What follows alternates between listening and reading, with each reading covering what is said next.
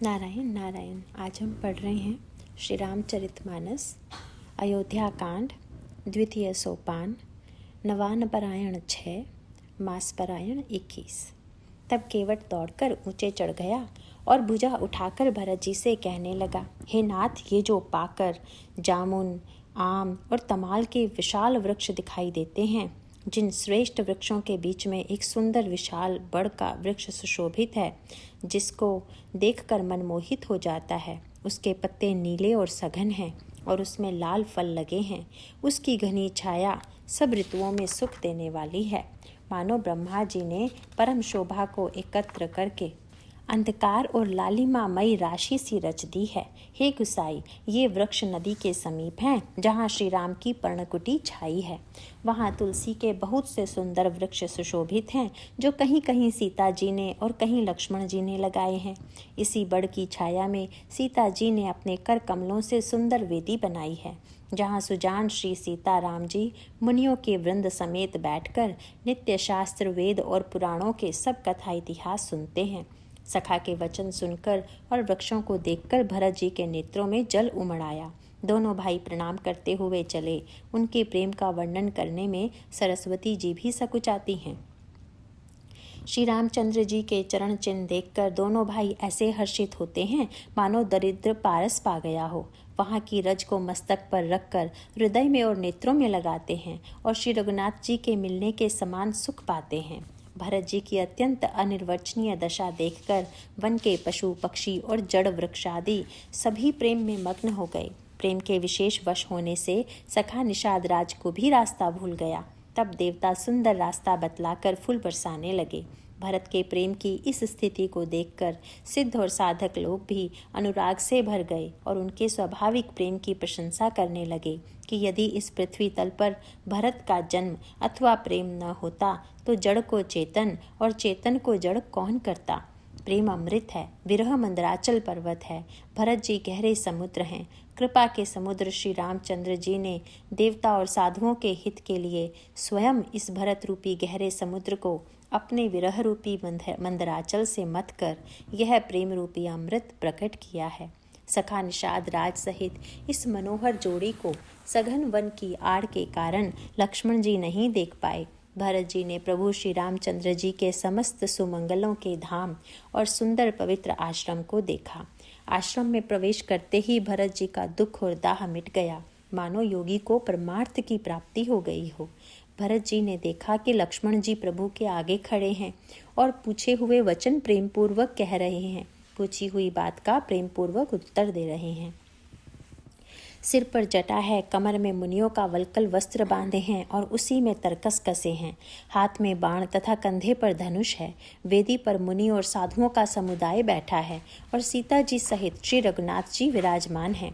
श्री राम जी के वल्कल वस्त्र हैं, जटा धारण किए हैं, श्याम शरीर है। सीता राम जी ऐसे लगते हैं मानो रति और कामदेव ने मुनि का वेश धारण किया हो। श्री राम जी अपने कर कमलों से धनुष बाण फेर रहे हैं और हंसकर देखते ही जी की जलन हर लेते हैं, अर्थात जिसकी ओर भी एक बार हंसकर देख लेते हैं उसी को परम आनंद और शांति मिल जाती है। सुंदर मुनि मंडली के बीच में सीता जी और रघुकुल चंद्र श्री रामचंद्र जी ऐसे सुशोभित हो रहे हैं मानो ज्ञान की सभा में साक्षात भक्ति और सच्चिदानंद शरीर धारण करके विराजमान हैं। छोटे भाई शत्रुघ्न और सखा निषाद राज समेत भरत जी का मन प्रेम में मग्न हो रहा है। हर्ष, शोक, सुख, दुख आदि सब भूल गए। हे नाथ, रक्षा कीजिए, हे गोसाई रक्षा कीजिए, ऐसा कहकर वे पृथ्वी पर दंड की तरह गिर पड़े। प्रेम भरे वचनों से लक्ष्मण जी ने पहचान लिया और मन में जान लिया कि भरत जी प्रणाम कर रहे हैं। वे राम जी की ओर मुँह किए खड़े थे। भरत जी पीठ पीछे थे, इससे उन्होंने देखा नहीं। अब इस ओर तो भाई भरत जी का सरस प्रेम और उधर स्वामी श्री रामचंद्र जी की सेवा की प्रबल परवशता। न तो क्षण भर के लिए भी सेवा से पृथक होकर मिलते ही बनता है और न प्रेमवश छोड़ते उपेक्षा करते ही। कोई श्रेष्ठ कवि ही लक्ष्मण जी के चित्त की इस गति दुविधा का वर्णन कर सकता है। वे सेवा पर भार रखकर खड़े रहे, सेवा को ही विशेष महत्वपूर्ण समझकर उसी में लगे रहे, मानो चढ़ी हुई पतंग को खिलाड़ी पतंग उड़ाने वाला खींच रहा हो। लक्ष्मण जी ने प्रेम सहित पृथ्वी पर मस्तक नवाकर कहा, हे रघुनाथ जी, भरत जी प्रणाम कर रहे हैं। यह सुनते ही श्री रघुनाथ जी प्रेम में अधीर होकर उठे। कहीं वस्त्र गिरा, कहीं तरकस, कहीं धनुष और कहीं बाण। कृपा निधान श्री रामचंद्र जी ने उनको जबरदस्ती उठाकर हृदय से लगा लिया। भरत जी और श्री राम जी के मिलने की रीति को देखकर सबको अपनी सुध भूल गई। मिलन की प्रीति कैसे बखानी जाए, वह तो कवि कुल के लिए कर्म मन वाणी तीनों से अगम है। दोनों भाई भरत जी और श्री राम जी मन बुद्धि चित्त और अहंकार को भुलाकर परम प्रेम से पूर्ण हो रहे हैं। कहिए उस श्रेष्ठ प्रेम को कौन प्रकट करे। कवि की बुद्धि किसकी छाया का अनुसरण करे। कवि को तो अक्षर और अर्थ का ही सच्चा बल है। नट ताल की गति के अनुसार ही नाचता है। भरत जी और श्री रघुनाथ जी का प्रेम अगम्य है, जहाँ ब्रह्मा विष्णु और महादेव का भी मन नहीं जा सकता। उस प्रेम को मैं कुबुद्धि किस प्रकार कहूँ। भला गांडर की तांत से भी कहीं सुंदर राग बज सकता है। तालाबों और झीलों में एक तरह की घास होती है, उसे गांडर कहते हैं। भरत जी और श्री रामचंद्र जी के मिलने का ढंग देखकर देवता भयभीत हो गए। उनकी धुकधुकी धड़कने लगी। देवगुरु बृहस्पति जी ने समझाया, तब कहीं वे मूर्ख चेते और फूल बरसाकर प्रशंसा करने लगे। फिर श्री राम जी प्रेम के साथ शत्रुघ्न से मिलकर तथा केवट निषाद राज से मिले। प्रणाम करते हुए लक्ष्मण जी से भरत जी बड़े ही प्रेम से मिले। तब लक्ष्मण जी ललक कर बड़ी उमंग के साथ छोटे भाई शत्रुघ्न से मिले। फिर उन्होंने निषाद राज को हृदय से लगा लिया। फिर भरत शत्रुघ्न दोनों भाइयों ने उपस्थित मुनियों को प्रणाम किया और इच्छित आशीर्वाद पाकर वे आनंदित हुए। छोटे भाई शत्रुघ्न सहित भरत जी प्रेम में उमंग कर सीता जी के चरण कमलों की रज सिर पर धारण कर बार बार प्रणाम करने लगे। सीता जी ने उन्हें उठाकर उनके सिर को अपने कर कमल से स्पर्श कर सिर पर हाथ फेरकर उन दोनों को बैठाया। सीता जी ने मन ही मन आशीर्वाद दिया, क्योंकि वे स्नेह में मग्न हैं, उनकी देह की सुध-बुध नहीं है। सीता जी को सब प्रकार से अपने अनुकूल देखकर भरत जी सोच रहित हो गए और उनके हृदय का कल्पित भय जाता रहा। उस समय न तो कोई कुछ कहता है, न कोई कुछ पूछता है। मन प्रेम से परिपूर्ण है, वह अपनी गति से खाली है, अर्थात संकल्प विकल्प और चांचल्य से शून्य है। उस अवसर पर केवट धीरज धर और हाथ जोड़कर प्रणाम करके विनती करने लगा, हे नाथ, मुनिनाथ वशिष्ठ जी के साथ सब माताएं, नगरवासी, सेवक, सेनापति, मंत्री सब आपके वियोग से व्याकुल होकर आए हैं। गुरु का आगमन सुनकर शील के समुद्र श्री रामचंद्र जी ने सीता जी के पास शत्रुघ्न जी को रख दिया और वे परम धीर धर्म धुरंधर दीन दयालु श्री रामचंद्र जी उसी समय वेग के साथ चल पड़े। गुरु जी के दर्शन करके लक्ष्मण जी सहित प्रभु श्री रामचंद्र जी प्रेम में भर गए और दंडवत प्रणाम करने लगे। मुनि श्रेष्ठ वशिष्ठ जी ने दौड़कर उन्हें हृदय से लगा लिया और प्रेम में उमंग कर वे दोनों भाइयों से मिले। फिर प्रेम से पुलकित होकर केवट ने अपना नाम लेकर दूर से ही वशिष्ठ जी को दंडवत प्रणाम किया। ऋषि वशिष्ठ जी ने राम सखा जानकर उसको जबरदस्ती हृदय से लगा लिया, मानो जमीन पर लौटते हुए प्रेम को समेट लिया हो। श्री रघुनाथ जी की भक्ति सुंदर मंगलों का मूल है, इस प्रकार कहकर सराहना करते हुए देवता आकाश से फूल बरसाने लगे। वे कहने लगे, जगत में इसके समान सर्वथा नीच कोई नहीं और वशिष्ठ जी के समान बड़ा कौन है। जिस निषाद को देखकर मुनि वशिष्ठ जी ने लक्ष्मण जी से भी अधिक उससे आनंदित होकर मिले। यह सब सीतापति श्री रामचंद्र जी के भजन का प्रत्यक्ष प्रताप और प्रभाव है। दया की खान सुजान भगवान श्री राम जी ने सब लोगों को दुखी मिलने के लिए व्याकुल जाना। तब जो जिस भाव से मिलने का अभिलाषी था उस प्रकार का रुख करते हुए उसकी रुचि के अनुसार उन्होंने लक्ष्मण जी सहित पल भर में सब किसी से मिलकर उनके दुख और कठिन संताप को दूर कर दिया। श्री रामचंद्र जी के लिए यह कोई बड़ी बात नहीं है। जैसे करोड़ों घड़ों में एक ही सूर्य की पृथक पृथक छाया एक साथ ही दिखती है। समस्त पुरवासी प्रेम में उमंग कर केवट से मिलकर उसके भाग्य की सराहना करते हैं। श्री रामचंद्र जी ने सब माताओं को दुखी देखा, मानो सुंदर लताओं की पंक्तियों को पाला मार गया हो। सबसे पहले राम जी कैकई जी से मिले और अपने सरल स्वभाव तथा भक्ति से उसकी बुद्धि को तर कर दिया। फिर चरणों में गिरकर काल, कर्म और विधाता के सिर दोष मनकर श्री राम जी ने उनको सांत्वना दी। फिर श्री रघुनाथ जी सब माताओं से मिले। उन्होंने सबको समझा बुझाकर संतोष कराया कि हे माता, जगत ईश्वर के अधीन है, किसी को भी दोष नहीं देना चाहिए। फिर दोनों भाइयों ने ब्राह्मणों की स्त्रियों सहित जो भरत जी के साथ आई थी, गुरु जी की पत्नी अरुंधति जी के चरणों की वंदना की और उन सब का गंगा जी तथा गौरी जी के समान सम्मान किया। वे सब आनंदित होकर कोमल वाणी से आशीर्वाद देने लगी। तब दोनों भाई पांव पकड़कर सुमित्रा जी की गोद में जा चिपटे, मानो किसी अत्यंत दरिद्र की संपत्ति से भेंट हो गई हो। फिर दोनों भाई माता कौशल्या जी के चरणों में गिर पड़े। प्रेम के मारे उनके सारे अंग शिथिल हैं।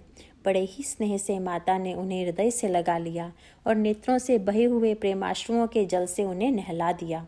उस समय के हर्ष और विषाद को कवि कैसे कहे, जैसे गूंगा स्वाद को कैसे बतावे। श्री रघुनाथ जी ने छोटे भाई लक्ष्मण सहित माता कौशल्या से मिलकर गुरु से कहा कि आश्रम पर पधारिए। तदंतर मुनीश्वर वशिष्ठ जी की आज्ञा पाकर अयोध्यावासी सब लोग जल और थल का सुभिता देख देख कर उतर गए। ब्राह्मण, मंत्री, माताएं और गुरु आदि गिने चुने लोगों को साथ लिए हुए भरत जी, लक्ष्मण जी और श्री रघुनाथ जी पवित्र आश्रम को चले। सीता जी आकर मुनि श्रेष्ठ वशिष्ठ जी के चरणों लगी और उन्होंने मन मांगी उचित आशीष पाई। फिर मुनियों की स्त्रियों सहित गुरु पत्नी अरुंधति जी से मिली। उनका जितना प्रेम था वह कहा नहीं जाता। सीता जी ने सभी के चरणों की अलग अलग वंदना करके अपने हृदय को प्रिय, अनुकूल लगने वाले आशीर्वाद पाए। जब सुकुमारी सीता जी ने सब सासुओं को देखा तब उन्होंने सहम कर अपनी आंखें बंद कर ली। सासुओं की बुरी दशा देखकर उन्हें ऐसा प्रतीत हुआ मानो राजहंसनियां बधिक के वश में पड़ गई हों। मन में सोचने लगी कि कुचाली विधाता ने क्या कर डाला। उन्होंने भी सीता जी को देखकर बड़ा दुख पाया। सोचा जो कुछ दैव सहावे वह सब सहना ही पड़ता है। तब जानकी जी हृदय में धीरज धरकर नील कमल के समान नेत्रों में जल भरकर सब सासुओं से जाकर मिली। उस समय पृथ्वी पर करुणा छा गई। सीता जी सबके पैरों लग लग कर अत्यंत प्रेम से मिल रही हैं और सब सासुएं स्नेहवश हृदय से आशीर्वाद दे रही हैं कि तुम सुहाग से भरी रहो, अर्थात सदा सौभाग्यवती रहो। सीता जी और सब रानियां स्नेह के मारे व्याकुल हैं। तब ज्ञानी गुरु ने सबको बैठ जाने के लिए कहा। फिर मुनिनाथ वशिष्ठ जी ने जगत की गति को मायिक कहकर, अर्थात जगत माया का है, इसमें कुछ भी नित्य नहीं है, ऐसा कहकर कुछ परमार्थ की कथाएं कही। तदंतर वशिष्ठ जी ने राजा दशरथ जी के स्वर्ग गमन की बात सुनाई, जिसे सुनकर रघुनाथ जी ने दुस्सह दुख पाया और अपने प्रति उनके स्नेह को उनके मरने का कारण विचार कर धीर धुरंधर श्री रामचंद्र जी अत्यंत व्याकुल हो गए। वज्र के समान कठोर कड़वी वाणी सुनकर लक्ष्मण जी, सीता जी और सब रानियां विलाप करने लगी। सारा समाज शोक से अत्यंत व्याकुल हो गया, मानो राजा आज ही मरे हों। फिर मुनि श्रेष्ठ वशिष्ठ जी ने श्री राम जी को समझाया। तब उन्होंने समाज सहित श्रेष्ठ नदी मंदाकिनी जी में स्नान किया। उस दिन प्रभु श्री रामचंद्र जी ने निर्जल व्रत किया। मुनि वशिष्ठ जी के कहने पर भी किसी ने जल ग्रहण नहीं किया। दूसरे दिन सवेरा होने पर मुनि वशिष्ठ जी ने श्री रघुनाथ जी को जो जो आज्ञा दी वह सब कार्य प्रभु श्री रामचंद्र जी ने श्रद्धा भक्ति सहित आदर के साथ किया। वेदों में जैसा कहा गया है उसी के अनुसार पिता की क्रिया करके पाप रूपी अंधकार के नष्ट करने वाले सूर्य रूप श्री रामचंद्र जी शुद्ध हुए, जिनका नाम पाप रूपी रुई के तुरंत जला डालने के लिए अग्नि है और जिनका स्मरण मात्र समस्त शुभ मंगलों का मूल है, वे नित्य शुद्ध बुद्ध भगवान श्री राम जी शुद्ध हुए। साधुओं की ऐसी सम्मति है कि उनका शुद्ध होना वैसे ही है जैसे तीर्थों के आवाहन से गंगा जी शुद्ध होती हैं। गंगा जी तो स्वभाव से ही शुद्ध हैं। उनमें जिन तीर्थों का आवाहन किया जाता है उल्टे वे ही गंगा जी के संपर्क में आने से शुद्ध हो जाते हैं। इसी प्रकार सच्चिदानंद रूप श्री राम तो नित्य शुद्ध हैं। उनके संसर्ग से कर्म ही शुद्ध हो गए। जब शुद्ध हुए 2 दिन बीत गए तब श्री रामचंद्र जी प्रीति के साथ गुरु जी से बोले, हे नाथ, सब लोग यहाँ अत्यंत दुखी हो रहे हैं। कंदमूल, फल और जल का ही आहार करते हैं। भाई शत्रुघ्न सहित भरत को, मंत्रियों को और सब माताओं को देखकर मुझे एक एक पल युग के समान बीत रहा है। अतः सबके साथ आप अयोध्यापुरी को पधारिए, लौट जाइए। आप यहाँ हैं और राजा अमरावती में हैं। अयोध्या सुनी है, मैंने बहुत कह डाला, यह सब बड़ी ढिठाई की है। हे गोसाई, जैसा उचित हो वैसा ही कीजिए। वशिष्ठ जी ने कहा, हे राम, तुम धर्म के सेतु और दया के धाम हो, तुम भला ऐसा क्यों न कहो। लोग दुखी हैं, 2 दिन तुम्हारा दर्शन कर शांति लाभ कर लें। श्री राम जी के वचन सुनकर सारा समाज भयभीत हो गया, मानो बीच समुद्र में जहाज डगमगा गया हो। परंतु जब उन्होंने गुरु वशिष्ठ जी की श्रेष्ठ कल्याण मूलक वाणी सुनी तो उस जहाज के लिए मानो हवा अनुकूल हो गई। सब लोग पवित्र पयस्वनी नदी में अथवा पयस्वनी नदी के पवित्र जल में तीनों समय सवेरे, दोपहर और सायंकाल स्नान करते हैं, जिसके दर्शन से ही पापों के समूह नष्ट हो जाते हैं और मंगल मूर्ति श्री रामचंद्र जी को दंडवत प्रणाम कर करके उन्हें नेत्र भर भर कर देखते हैं। जब सब श्री रामचंद्र जी के पर्वत कामदगिरी और वन को देखने जाते हैं, जहाँ सब सुख हैं और सभी दुखों का अभाव है, झरने अमृत के समान जल झरते हैं और 3 प्रकार की शीतल मंद सुगंध हवा तीनों प्रकार के आध्यात्मिक, आदि भौतिक, आदि दैविक तापों को हर लेती है। असंख्य जाति के वृक्ष, लताएं और तृण हैं तथा बहुत तरह के फल, फूल और पत्ते हैं। सुंदर शिलाएं हैं, वृक्षों की छाया सुख देने वाली है। वन की शोभा किससे वर्णन की जा सकती है। तालाबों में कमल खिल रहे हैं, जल के पक्षी कूज रहे हैं, भोरे गुंजार कर रहे हैं और बहुत रंगों के पक्षी और पशु वन में वैर रहित होकर विहार कर रहे हैं। कोल, किरात और भील आदि वन के रहने वाले लोग पवित्र, सुंदर एवं अमृत के समान स्वादिष्ट मधु को सुंदर दोने बनाकर और उनमें भर भर कर तथा कंद, मूल, फल और अंकुर आदि की जूड़ियों को सबको विनय और प्रणाम करके उन चीज़ों को अलग अलग स्वाद, भेद, गुण और नाम बता बता कर देते हैं। लोग उनका बहुत दाम देते हैं, पर वे नहीं लेते और लौटा देने में श्री राम जी की दुहाई देते हैं। प्रेम में मग्न हुए वे कोमल वाणी से कहते हैं कि साधु लोग प्रेम को पहचान कर उसका सम्मान करते हैं, अर्थात आप साधु हैं, आप हमारे प्रेम को देखिए, दाम देकर या वस्तुएं लौटाकर हमारे प्रेम का तिरस्कार न कीजिए। आप तो पुण्यात्मा हैं, हम नीच निषाद हैं। श्री राम जी की कृपा से ही हमने आप लोगों के दर्शन पाए हैं। हम लोगों को आपके दर्शन बड़े ही दुर्लभ हैं, जैसे मरुभूमि के लिए गंगा जी की धारा दुर्लभ है। देखिए, कृपालु श्री रामचंद्र जी ने निषाद पर कैसी कृपा की है। जैसे राजा हैं वैसा ही उनका परिवार और प्रजा को भी होना चाहिए। हृदय में ऐसा जानकर, संकोच छोड़कर और हमारा प्रेम देखकर कृपा कीजिए और हमको कृतार्थ करने के लिए ही फल, तृण और अंकुर लीजिए। आप प्रिय पाहुने वन में पधारे हैं, आपकी सेवा करने के योग्य हमारे भाग्य नहीं हैं। हे स्वामी, हम आपको क्या देंगे। भीलों की मित्रता तो बस ईंधन और पत्तों तक ही है। हमारी तो यही बड़ी भारी सेवा है कि हम आपके कपड़े और बर्तन नहीं चुरा लेते। हम लोग जड़ जीव हैं, जीवों की हिंसा करने वाले हैं, कुटिल, कुचाली, कुबुद्धि और कुजाति हैं। हमारे दिन रात पाप करते ही बीतते हैं, तो भी न तो हमारी कमर में कपड़ा और न पेट ही भरते हैं। हम में स्वप्न में भी कभी धर्म बुद्धि कैसी। यह सब तो श्री रघुनाथ जी के दर्शन का प्रभाव है। जब से प्रभु के चरण कमल देखे तब से हमारे दुस्सह दुख और दोष मिट गए। वनवासियों के वचन सुनकर अयोध्या के लोग प्रेम में भर गए और उनके भाग्य की सराहना करने लगे। सब उनके भाग्य की सराहना करने लगे और प्रेम के वचन सुनाने लगे। उन लोगों के बोलने और मिलने का ढंग तथा श्री सीताराम जी के चरणों में उनका प्रेम देखकर सब सुख पा रहे हैं। उन कोल भीलों की वाणी सुनकर सभी नर नारी अपने प्रेम का निरादर करते हैं, उसे धिक्कार देते हैं। तुलसीदास जी कहते हैं कि यह रघुवंश मणि श्री रामचंद्र जी की कृपा है कि लोहा नौका को अपने ऊपर लेकर तैर गया। सब लोग दिनों दिन परम आनंदित होते हुए वन में चारों ओर विचरते हैं। जैसे पहली वर्षा के जल से मेंढक और मोर मोटे हो जाते हैं, प्रसन्न होकर नाचते कूदते हैं। अयोध्यापुरी के पुरुष और स्त्री सभी प्रेम में अत्यंत मग्न हो रहे हैं। उनके दिन पल के समान बीत जाते हैं। जितनी सासुएं थी उतने ही वेश बनाकर सीता जी सब सासुओं की आदरपूर्वक एक सी सेवा करती हैं। श्री रामचंद्र जी के सिवा इस भेद को और किसी ने नहीं जाना। सब मायाएं पराशक्ति महामाया श्री सीता जी की माया में ही हैं।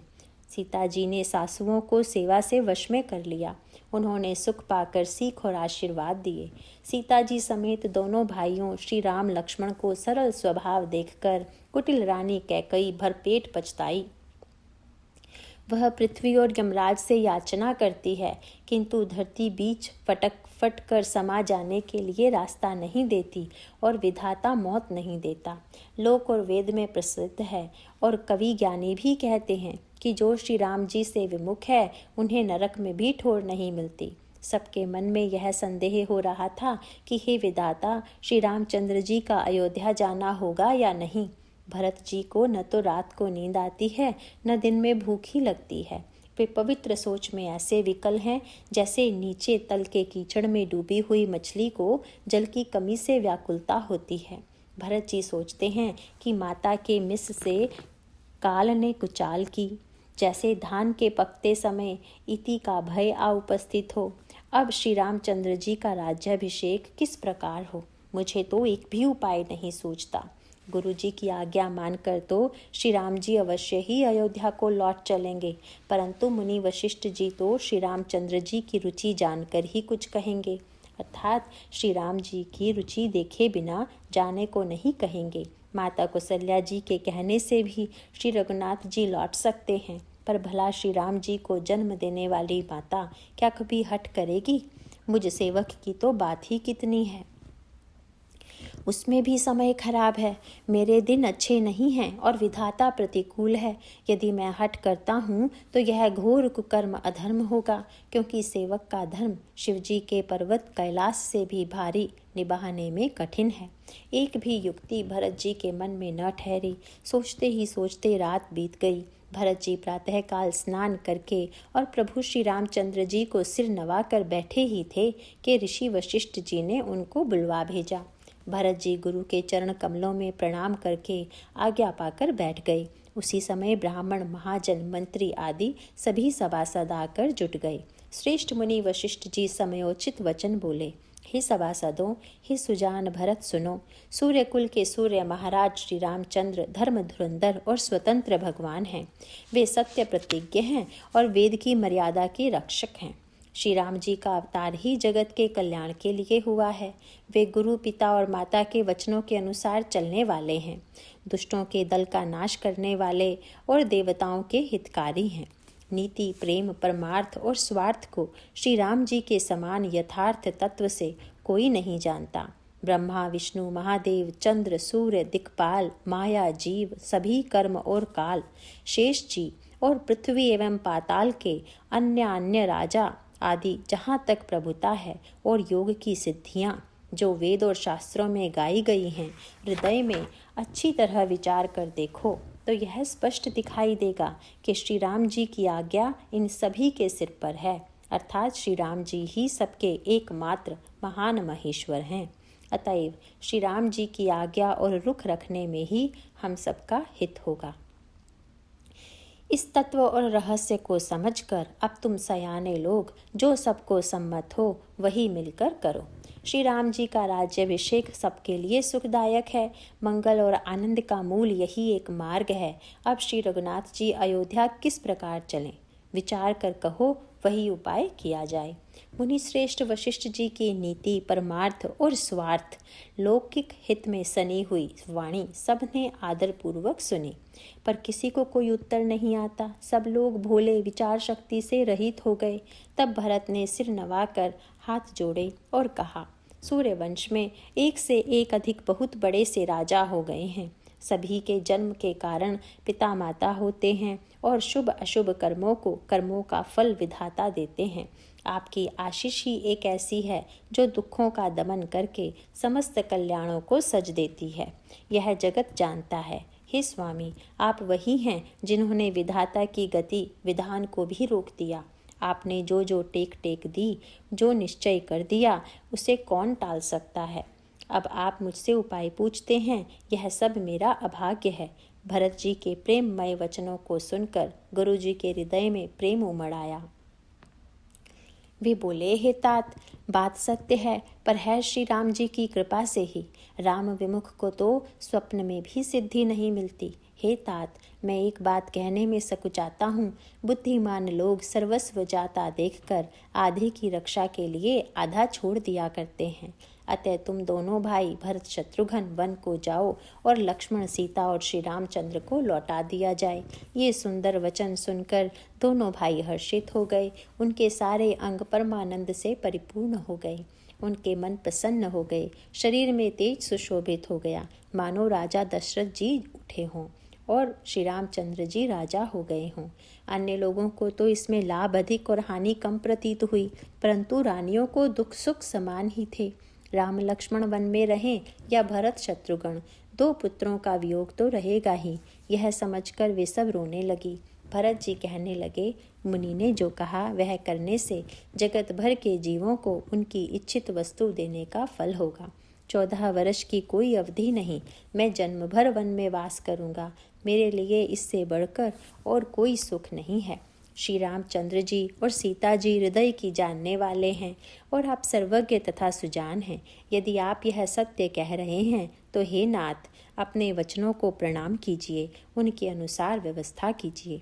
भरत जी के वचन सुनकर और उनका प्रेम देखकर सारी सभा सहित मुनि वशिष्ठ जी विदेह हो गए। किसी को अपने देह की सुधि न रही। भरत जी की महान महिमा समुद्र है। मुनि की बुद्धि उसके तट पर अबला स्त्री के समान खड़ी है। वह उस समुद्र के पार जाना चाहती है। इसके लिए उसने हृदय में उपाय भी ढूंढे, पर उसे पार करने का साधन नाव, जहाज या बेड़ा कुछ भी नहीं पाती। भरत जी की बड़ाई और कौन करेगा।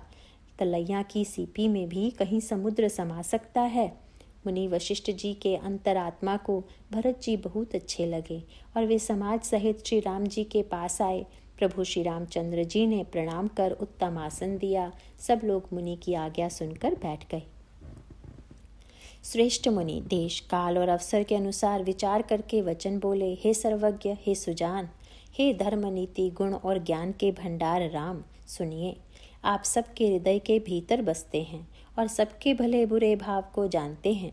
जिसमें पूर्ववासियों का, माताओं का और भरत का हित हो, वही उपाय बतलाइए।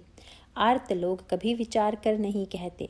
जुआरी को अपना ही दांव सूझता है। मुनि के वचन सुनकर श्री रघुनाथ जी कहने लगे, हे नाथ, उपाय तो आप ही के हाथ है। आपका रुख रखने में और आपकी आज्ञा को सत्य कहकर प्रसन्नतापूर्वक पालन करने में ही सबका हित है। पहले तो मुझे जो आज्ञा हो, मैं उसी शिक्षा को माथे पर चढ़ाकर करूं। फिर हे गोसाई, आप जिसको जैसा कहेंगे वह सब तरह से सेवा में लग जाएगा, आज्ञा पालन करेगा। मुनि वशिष्ठ जी कहने लगे, हे राम, तुमने सच कहा, पर भरत के प्रेम ने विचार को नहीं रहने दिया। इसीलिए मैं बार बार कहता हूँ, मेरी बुद्धि भरत की भक्ति के वश हो गई है।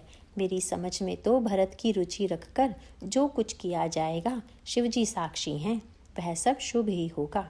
पहले भरत की विनती आदरपूर्वक सुन लीजिए, फिर उस पर विचार कीजिए। तब साधु मत, लोक मत, राजनीति और वेदों का निचोड़ निकालकर वैसा ही कीजिए। भरत जी पर गुरु जी का स्नेह देखकर श्री रामचंद्र जी के हृदय में विशेष आनंद हुआ। भरत जी को धर्म धुरंधर और तन मन वचन से अपना सेवक जानकर श्री रामचंद्र जी गुरु की आज्ञा के अनुकूल मनोहर, कोमल और कल्याण के मूल वचन बोले, हे नाथ, आपकी सौगंध और पिताजी के चरणों की दुहाई है, मैं सत्य कहता हूँ कि विश्व भर में भरत के समान भाई कोई हुआ ही नहीं। जो लोग गुरु के चरण कमलों के अनुरागी हैं, वे लोक में लौकिक दृष्टि से भी और वेद में पारमार्थिक दृष्टि से भी बड़भागी होते हैं। फिर जिस पर आप गुरु का ऐसा स्नेह है, उस भरत के भाग्य को कौन कह सकता है। छोटा भाई जानकर भरत के मुंह पर उसकी बड़ाई करने में मेरी बुद्धि सकुचाती है। फिर भी मैं तो यही कहूँगा कि भरत जो कुछ कहे वही करने में भलाई है। ऐसा कहकर श्री रामचंद्र जी चुप हो रहे। तब मुनि भरत जी से बोले, हे तात, सब संकोच त्याग कर कृपा के समुद्र अपने प्यारे भाई से अपने हृदय की बात कहो। मुनि के वचन सुनकर और श्री रामचंद्र जी का रुख पाकर, गुरु तथा स्वामी को भरपेट अपने अनुकूल जानकर, सारा बोझ अपने ही ऊपर समझकर भरत जी कुछ कह नहीं सकते। वे विचार करने लगे। शरीर से पुलकित होकर वे सभा में खड़े हो गए। कमल के समान नेत्रों में प्रेमाश्रुओं की बाढ़ आ गई। वे बोले, मेरा कहना तो मुनिनाथ ने ही निभा दिया। जो कुछ मैं कह सकता था वह उन्होंने ही कह दिया। इससे अधिक मैं क्या कहूँ। अपने स्वामी का स्वभाव मैं जानता हूँ। वे अपराधी पर भी कभी क्रोध नहीं करते। मुझ पर तो उनकी विशेष कृपा और स्नेह है। मैंने खेल में भी कभी उनकी रीस अप्रसन्नता नहीं देखी। बचपन से ही मैंने उनका साथ नहीं छोड़ा और उन्होंने भी मेरे मन को कभी नहीं तोड़ा। मेरे मन के प्रतिकूल कोई काम नहीं किया। मैंने प्रभु की कृपा की रीति को हृदय में भली भांति देखा, अनुभव किया है। मेरे हारने पर भी खेल में प्रभु मुझे जिता देते रहे हैं। मैंने भी प्रेम और संकोचवश कभी सामने मुंह नहीं खोला। प्रेम के प्यासे मेरे नेत्र आज तक प्रभु के दर्शन से तृप्त नहीं हुए, परंतु विधाता मेरा दुलार सह न सका। उसने नीच माता के बहाने मेरे और स्वामी के बीच अंतर डाल दिया। यह भी कहना आज मुझे शोभा नहीं देता, क्योंकि अपनी समझ से कौन साधु और पवित्र हुआ है। जिसको दूसरे साधु और पवित्र माने वही साधु है। माता नीच है और मैं सदाचारी और साधु हूँ, ऐसा हृदय में लाना ही करोड़ों दुराचारों के समान है। क्या कोदों की बाली उत्तम धान फल सकती है? क्या काली घोंगी मोती उत्पन्न कर सकती है? स्वप्न में भी किसी को दोष का लेश भी नहीं है। मेरा भाग्य ही अथाह समुद्र है। मैंने अपने पापों का परिणाम समझे बिना ही माता को कटु वचन कहकर व्यर्थ ही जलाया। मैं अपने हृदय में सब ओर खोज कर डर गया, हार गया। मेरी भलाई का कोई साधन नहीं सूझता। एक ही प्रकार भले ही निश्चय ही मेरा भला है। वह यह है कि गुरु महाराज सर्वसमर्थ हैं और श्री सीताराम जी मेरे स्वामी हैं। इसी से परिणाम मुझे अच्छा जान पड़ता है।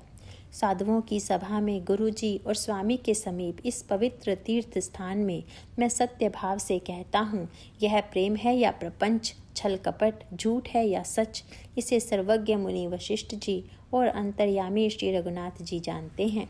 प्रेम के प्रण को निभाह कर महाराज पिताजी का मरना और माता की कुबुद्धि, दोनों का सारा संसार साक्षी है।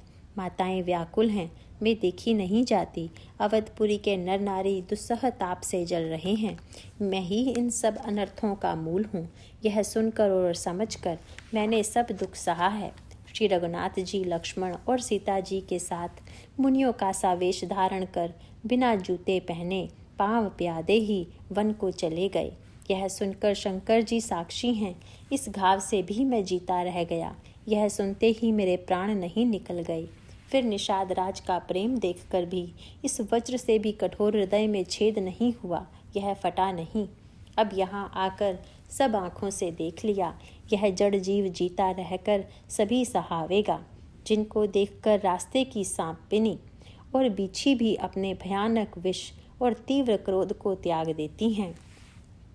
वे ही श्री रघुनंदन लक्ष्मण और सीता, जिसको शत्रु जान पड़े, उस कैकई के पुत्र मुझको छोड़कर दैव दुस्सह दुख और किसे सहावेगा। अत्यंत व्याकुल तथा दुख, प्रेम, विनय और नीति में सनी हुई भरत जी की श्रेष्ठ वाणी सुनकर सब लोग शोक में मग्न हो गए। सारी सभा में विषाद छा गया, मानो कमल के वन पर पाला पड़ गया हो। तब ज्ञानी मुनि वशिष्ठ जी ने अनेक प्रकार की पुरानी ऐतिहासिक कथाएं सुनाकर भरत जी का समाधान किया।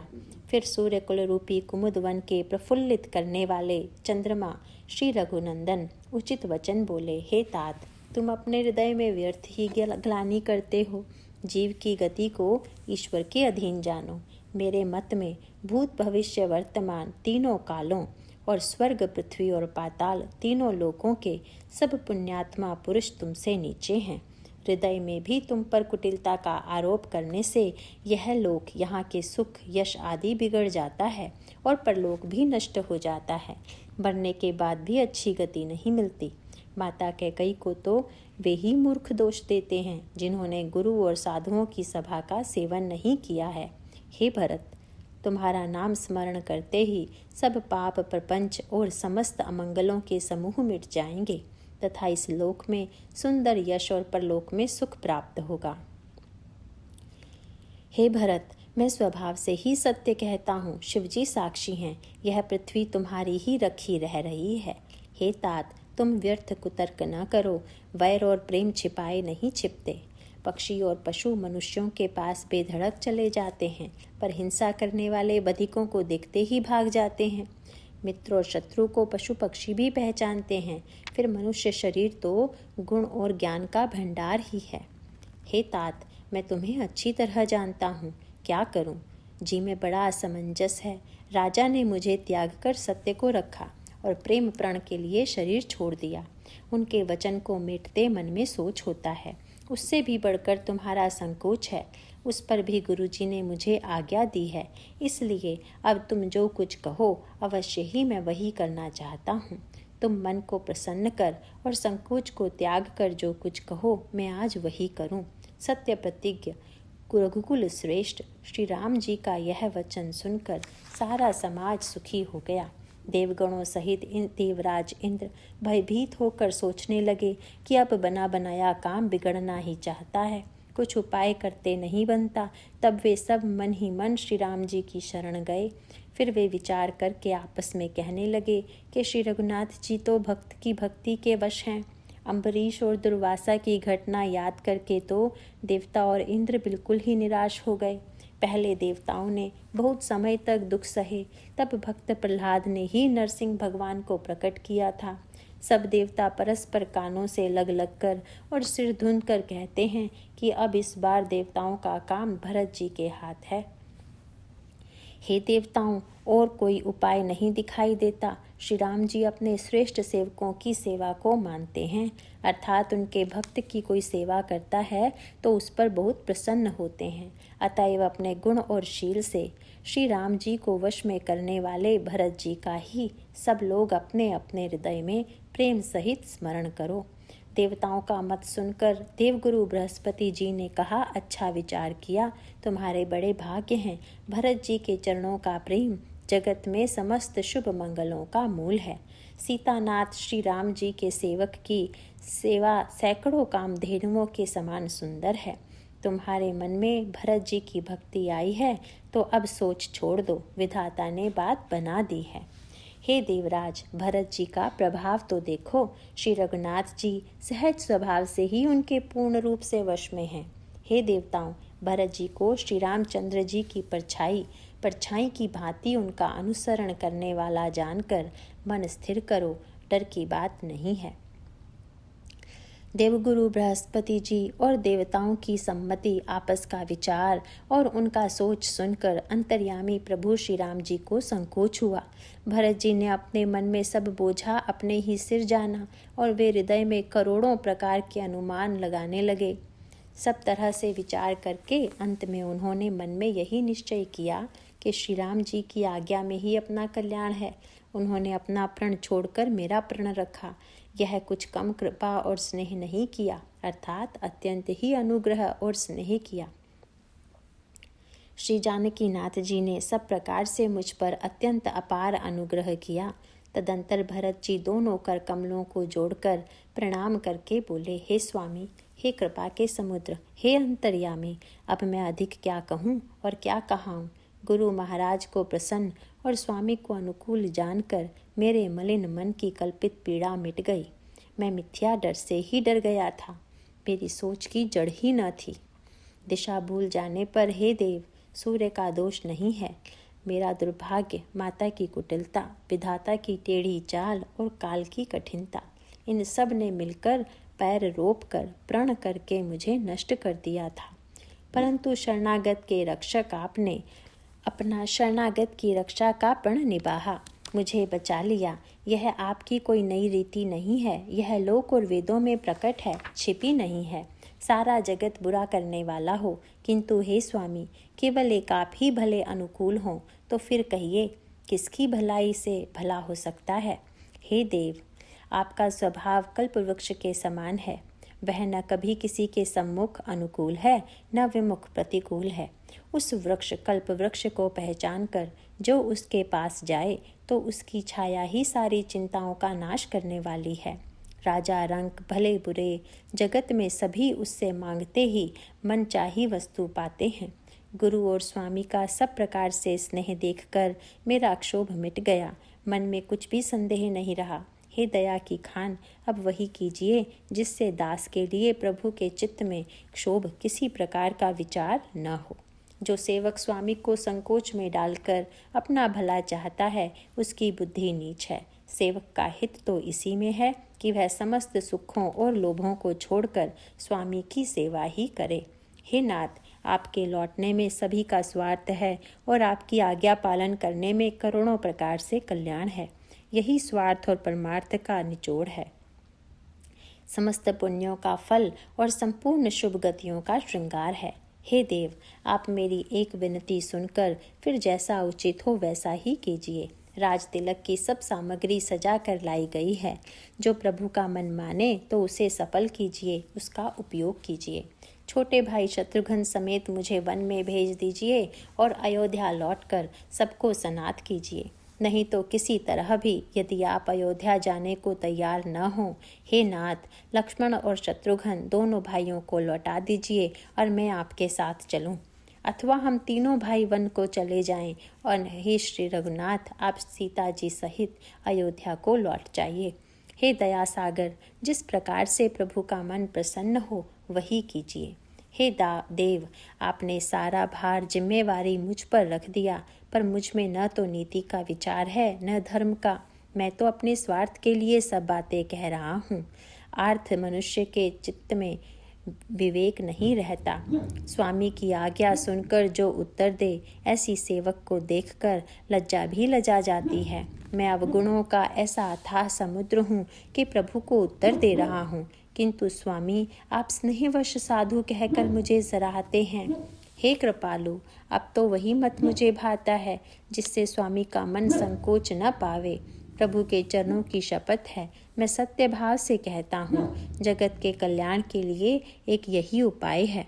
प्रसन्न मन से संकोच त्याग कर प्रभु जिसे जो आज्ञा देंगे उसे सब लोग सिर चढ़ा चढ़ा कर पालन करेंगे और सब उपद्रव और उलझनें मिट जाएंगी। भरत जी के पवित्र वचन सुनकर देवता हर्षित हुए और साधु साधु कहकर सराहना करते हुए देवताओं ने फूल बरसाए।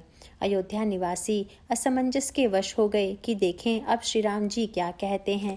तपस्वी तथा बनवासी लोग श्री राम जी के वन में रहने की आशा से मन में परम आनंदित हुए, किंतु संकोची श्री रघुनाथ जी चुप ही रह गए। प्रभु की यह स्थिति मौन देख सारी सभा सोच में पड़ गई। उसी समय जनक जी के दूत आए। यह सुनकर मुनि वशिष्ठ जी ने उन्हें तुरंत बुलवा लिया। उन्होंने आकर प्रणाम करके श्री रामचंद्र जी को देखा। उनका मुनियों का सावेश देखकर वे बहुत ही दुखी हुए।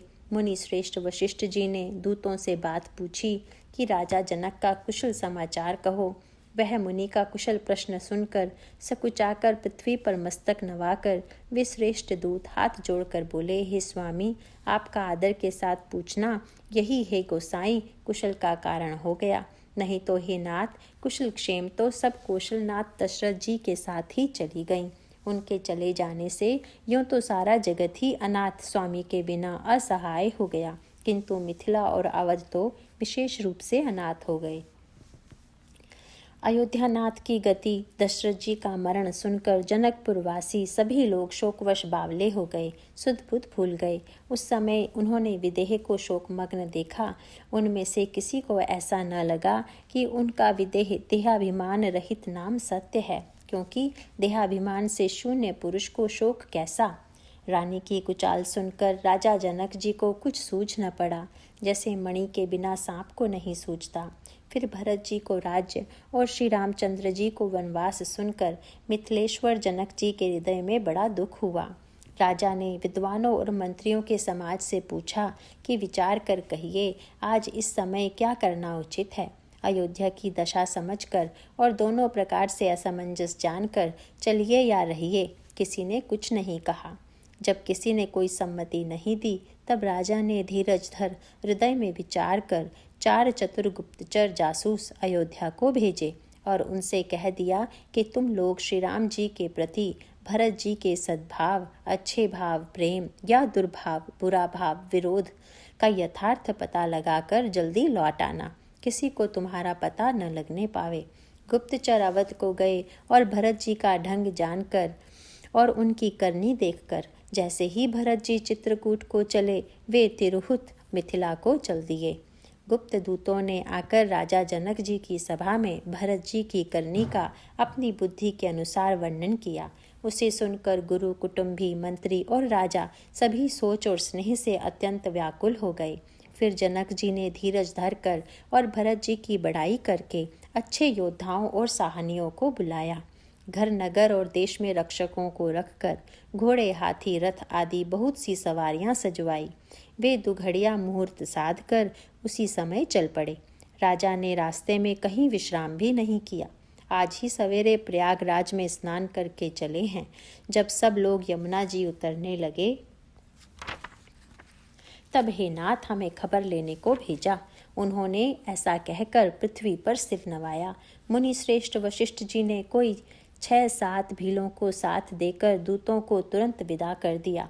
जनक जी का आगमन सुनकर अयोध्या का सारा समाज हर्षित हो गया। श्री राम जी को बड़ा संकोच हुआ और देवराज इंद्र तो विशेष रूप से सोच के वश में हो गए। कुटिल कैकई मन ही मन ग्लानि पश्चाताप से गली जाती है, किससे कहे और किसको दोष दे। और सब नर नारी मन में ऐसा विचार कर प्रसन्न हो रहे हैं कि अच्छा हुआ जनक जी के आने से 4 दिन और रहना हो गया। इस तरह वह दिन भी बीत गया। दूसरे दिन प्रातःकाल सब कोई स्नान करने लगे। स्नान करके सब नर नारी गणेश जी, गौरी जी, महादेव जी और सूर्य भगवान की पूजा करते हैं। फिर लक्ष्मीपति भगवान विष्णु के चरणों की वंदना करके दोनों हाथ जोड़कर आंचल पसार कर विनती करते हैं कि श्री राम जी ही राजा हों, जानकी जी रानी हों तथा राजधानी अयोध्या आनंद की सीमा होकर फिर समाज सहित सुखपूर्वक बसे और श्री राम जी भरत जी को युवराज बनावें। हे देव, इस सुख रूपी अमृत से सींचकर सब किसी को जगत में जीने का लाभ दीजिए। गुरु समाज और भाइयों समेत श्री राम जी का राज्य अवधपुरी में हो और श्री राम जी के राजा रहते ही हम लोग अयोध्या में मरें, यह सब कोई यही मांगते हैं। अयोध्या वासियों की प्रेममयी वाणी सुनकर ज्ञानी मुनि भी अपने योग और वैराग्य की निंदा करते हैं। अवधवासी इस प्रकार नित्य कर्म करके श्री राम जी को पुलकित शरीर हो प्रणाम करते हैं। ऊंच नीच और मध्यम सभी श्रेणियों के स्त्री पुरुष अपने अपने भाव के अनुसार श्री राम जी के दर्शन प्राप्त करते हैं। श्री रामचंद्र जी सावधानी के साथ सबका सम्मान करते हैं और सभी कृपा निधान श्री रामचंद्र जी की सराहना करते हैं। श्री राम जी की लड़कपन से ही यह बान है कि वे प्रेम को पहचान कर नीति का पालन करते हैं। श्री रघुनाथ जी शील और संकोच के समुद्र हैं। वे सुंदर मुख के या सबके अनुकूल रहने वाले, सुंदर नेत्र वाले या सबकी कृपा और प्रेम की दृष्टि से देखने वाले और सरल स्वभाव हैं। श्री राम जी के गुण समूहों को कहते कहते सब लोग प्रेम में भर गए और अपने भाग्य की सराहना करने लगे कि जगत में हमारे समान पुण्य की बड़ी पूंजी वाले थोड़े ही हैं, जिन्हें श्री राम जी अपना करके जानते हैं। ये मेरे हैं ऐसा जानते हैं। उस समय सब लोग प्रेम में मग्न हैं। इतने में ही मिथिलापति जनक जी को आते हुए सुनकर सूर्य कुल रूपी कमल के सूर्य श्री रामचंद्र जी सभा सहित आदर पूर्वक जल्दी से उठ खड़े हुए। भाई, मंत्री, गुरु और पुरवासियों को साथ लेकर श्री रघुनाथ जी आगे जनक जी की अगवानी में चले। जनक जी ने ज्यों ही पर्वत श्रेष्ठ कामदनाथ को देखा त्यों ही प्रणाम करके उन्होंने रथ छोड़ दिया, पैदल चलना शुरू कर दिया। श्री राम जी के दर्शन की लालसा और उत्साह के कारण किसी को रास्ते की थकावट और क्लेश जरा भी नहीं है। मन तो वहाँ है जहाँ श्री राम और जानकी जी हैं। बिना मन के शरीर के सुख दुख की सुध किसको हो। जनक जी इस प्रकार चले आ रहे हैं। समाज सहित उनकी बुद्धि प्रेम में मतवाली हो रही है। निकट आए देखकर सब प्रेम में भर गए और आनंद पूर्वक आपस में मिलने लगे। जनक जी, वशिष्ठ आदि अयोध्यावासी मुनियों के चरणों की वंदना करने लगे और श्री रामचंद्र जी ने शतानंद आदि जनकपुरवासी ऋषियों को प्रणाम किया। फिर भाइयों समेत श्री राम जी राजा जनक जी से मिलकर उन्हें समाज सहित अपने आश्रम को लिवा चले। श्री राम जी का आश्रम शांत रस रूपी पवित्र जल से परिपूर्ण समुद्र है। जनक जी की सेना समाज मानो करुण रस की नदी है, जिसे श्री रघुनाथ जी उस आश्रम रूपी शांत रस के समुद्र में मिलाने के लिए जा रहे हैं। यह करुणा की नदी इतनी बढ़ी हुई है कि ज्ञान वैराग्य रूपी किनारों को डुबोती जाती है। शोक भरे वचन नद और नाले हैं जो इस नदी में मिलते हैं, और सोच की लंबी सांसें आही ही वायु के झकोरों से उठने वाली तरंगे हैं जो धैर्य रूपी किनारे के उत्तम वृक्षों को तोड़ रही हैं। भयानक विषाद ही उस नदी की तेज धारा है, भय और भ्रम ही उसके असंख्य भंवर और चक्र हैं। विद्वान मल्लाह हैं, विद्या ही बड़ी नाव है, परंतु वे उसे खे नहीं सकते हैं, उस विद्या का उपयोग नहीं कर सकते हैं। किसी को उसकी अटकल ही नहीं आती है। वन में विचरने वाले बेचारे कोल किरात ही यात्री हैं जो उस नदी को देखकर हृदय में हार कर थक गए हैं। यह करुणा नदी जब आश्रम समुद्र में जाकर मिली तो मानो वह समुद्र अकुला उठा, खौल उठा। दोनों राज समाज शोक से व्याकुल हो गए। किसी को न ज्ञान रहा, न धीरज और न लाज ही रही। राजा दशरथ के रूप, गुण और शील की सराहना करते हुए सब रो रहे हैं और शोक समुद्र में डुबकी लगा रहे हैं। शोक समुद्र में डुबकी लगाते हुए सभी स्त्री पुरुष महान व्याकुल होकर सोच कर रहे हैं। वे सब विधाता को दोष देते हुए क्रोध युक्त होकर कह रहे हैं कि प्रतिकूल विधाता ने यह क्या किया। तुलसीदास जी कहते हैं कि देवता, सिद्ध, तपस्वी, योगी और मुनिगणों में कोई भी समर्थ नहीं है जो उस विदेह की दशा देखकर प्रेम की नदी को पार कर सके, प्रेम में मग्न हुए बिना रह सके। जहाँ तहाँ श्रेष्ठ मुनियों ने लोगों को अपरिमित उपदेश दिए और वशिष्ठ जी ने विदेह से कहा, हे राजन, आप धैर्य धारण कीजिए। जिन राजा जनक का ज्ञान रूपी सूर्य भव आवागमन रूपी रात्रि का नाश कर देता है और जिनकी वचन रूपी किरणें मुनि रूपी कमलों को खिला देती हैं, आनंदित करती हैं, क्या मोह और ममता उनके निकट भी आ सकते हैं? यह तो श्री सीताराम जी के प्रेम की महिमा है। अर्थात राजा जनक की यह दशा श्री सीताराम जी के अलौकिक प्रेम के कारण हुई, लौकिक मोह ममता के कारण नहीं। जो लौकिक मोह ममता को पार कर चुके हैं उन पर भी श्री सीताराम जी का प्रेम अपना प्रभाव दिखाए बिना नहीं रहता। विषयी, साधक और ज्ञानवान सिद्ध पुरुष, जगत में ये 3 प्रकार के जीव वेदों ने बताए हैं। इन तीनों में जिसका चित्त श्री राम जी के स्नेह से सरस रहता है, साधुओं की सभा में उसी का बड़ा आदर होता है। श्री राम जी के प्रेम के बिना ज्ञान शोभा नहीं देता, जैसे कर्णधार के बिना जहाज। वशिष्ठ जी ने विदेह राज को बहुत प्रकार से समझाया। तदंतर सब लोगों ने श्री राम जी के घाट पर स्नान किया। स्त्री पुरुष सब शोक से पूर्ण थे। वह दिन बिना ही जल के बीत गया। भोजन की बात तो दूर रही, किसी ने जल तक नहीं पिया। पशु पक्षी और हिरणों तक ने कुछ आहार नहीं किया। तब प्रियजनों एवं कुटुंबियों का तो विचार ही क्या किया जाए। निमिराज जनक जी और रघुराज रामचंद्र जी तथा दोनों ओर के समाज ने दूसरे दिन सवेरे स्नान किया और सब बड़ के वृक्ष के नीचे जा बैठे। सबके मन उदास और शरीर दुबले हैं। जो दशरथ जी की नगरी अयोध्या के रहने वाले और जो मिथिलापति जनक जी के नगर जनकपुर के रहने वाले ब्राह्मण थे, तथा सूर्यवंश के गुरु वशिष्ठ जी तथा जनक जी के पुरोहित शतानंद जी, जिन्होंने सांसारिक अभ्युदय का मार्ग तथा परमार्थ का मार्ग छान डाला था, वे सब धर्म, नीति, वैराग्य और विवेक युक्त अनेकों उपदेश देने लगे। विश्वामित्र जी ने पुरानी कथाएं कह कहकर सारी सभा को सुंदर वाणी से समझाया। तब श्री रघुनाथ जी ने विश्वामित्र जी से कहा कि हे नाथ, कल सब लोग बिना जल पिए ही रह गए थे, अब कुछ आहार करना चाहिए। विश्वामित्र जी ने कहा कि श्री रघुनाथ जी उचित ही कह रहे हैं, 2.5 पहर दिन आज भी बीत गया। विश्वामित्र जी का रुख देखकर तिरहुत राज जनक जी ने कहा, यहाँ अन्न खाना उचित नहीं है। राजा का सुंदर कथन सबके मन को अच्छा लगा। सब आज्ञा पाकर नहाने चले। उसी समय अनेकों प्रकार के बहुत से फल, फूल, पत्ते, मूल आदि बहंगियों और बोझों में भर भर कर वनवासी कोल किरात लोग ले आए। श्री रामचंद्र जी की कृपा से सब पर्वत मनचाही वस्तु देने वाले हो गए। वे देखने मात्र से ही दुखों को सर्वथा हर लेते थे।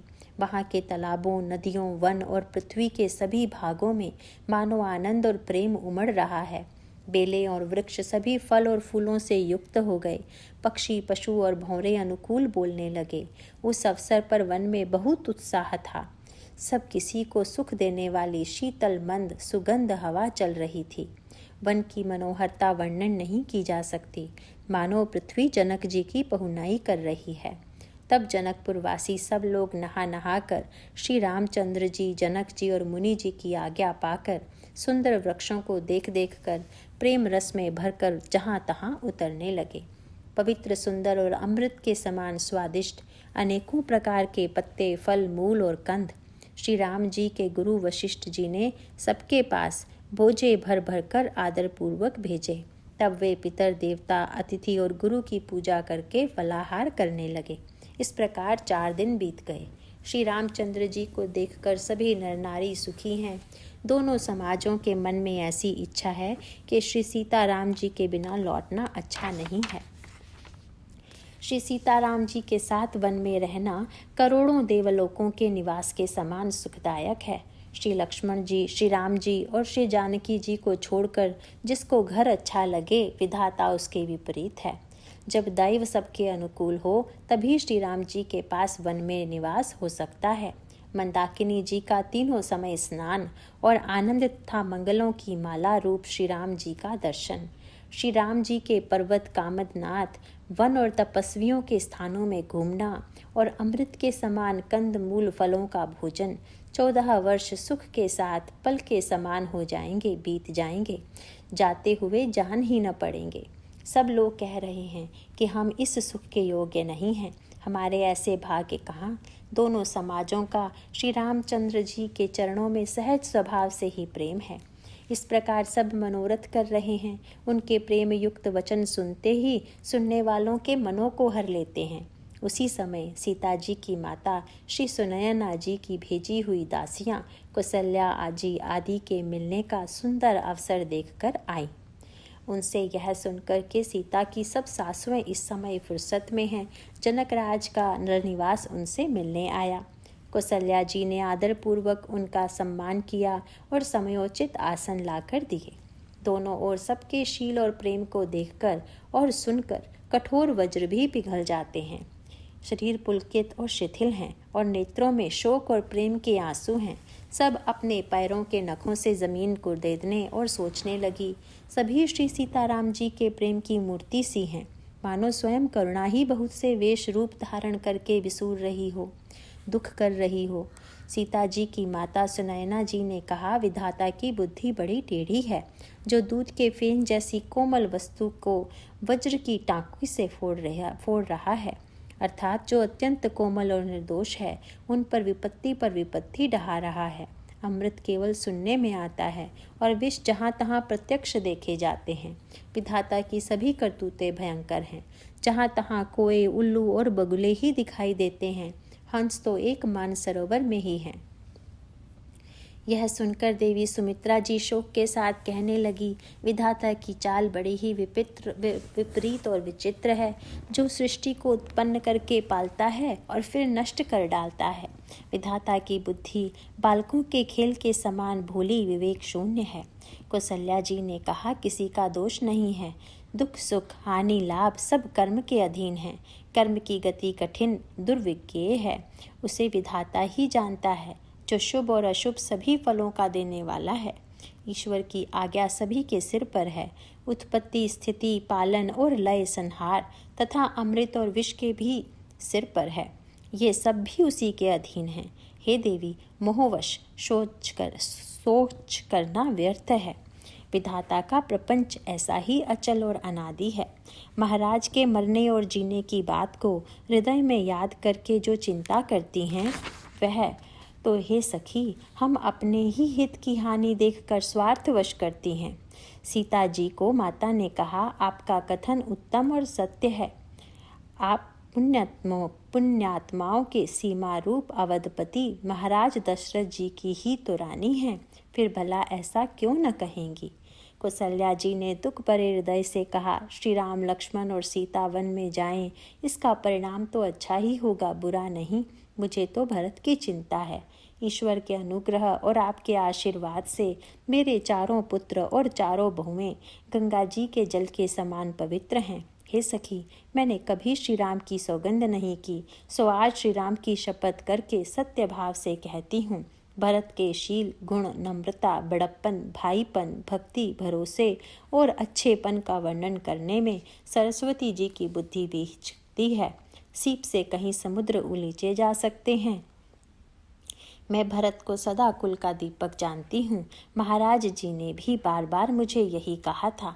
सोना कसौटी पर कसे जाने पर और रत्न पारखी के मिलने पर ही पहचाना जाता है। वैसे ही पुरुष की परीक्षा समय पड़ने पर उसके स्वभाव से ही हो जाती है, अर्थात उसका चरित्र देखकर हो जाती है। किंतु आज मेरा ऐसा कहना भी अनुचित है। शोक और स्नेह में सयानापन कम हो जाता है। लोग कहेंगे कि मैं स्नेहवश भरत की बड़ाई कर रही हूँ। कौशल्या जी की गंगा जी के समान पवित्र करने वाली वाणी सुनकर सब रानियां स्नेह के मारे विकल हो उठी। कौशल्या जी ने फिर धीरज धर कर कहा, हे देवी मिथिलेश्वरी, सुनिए।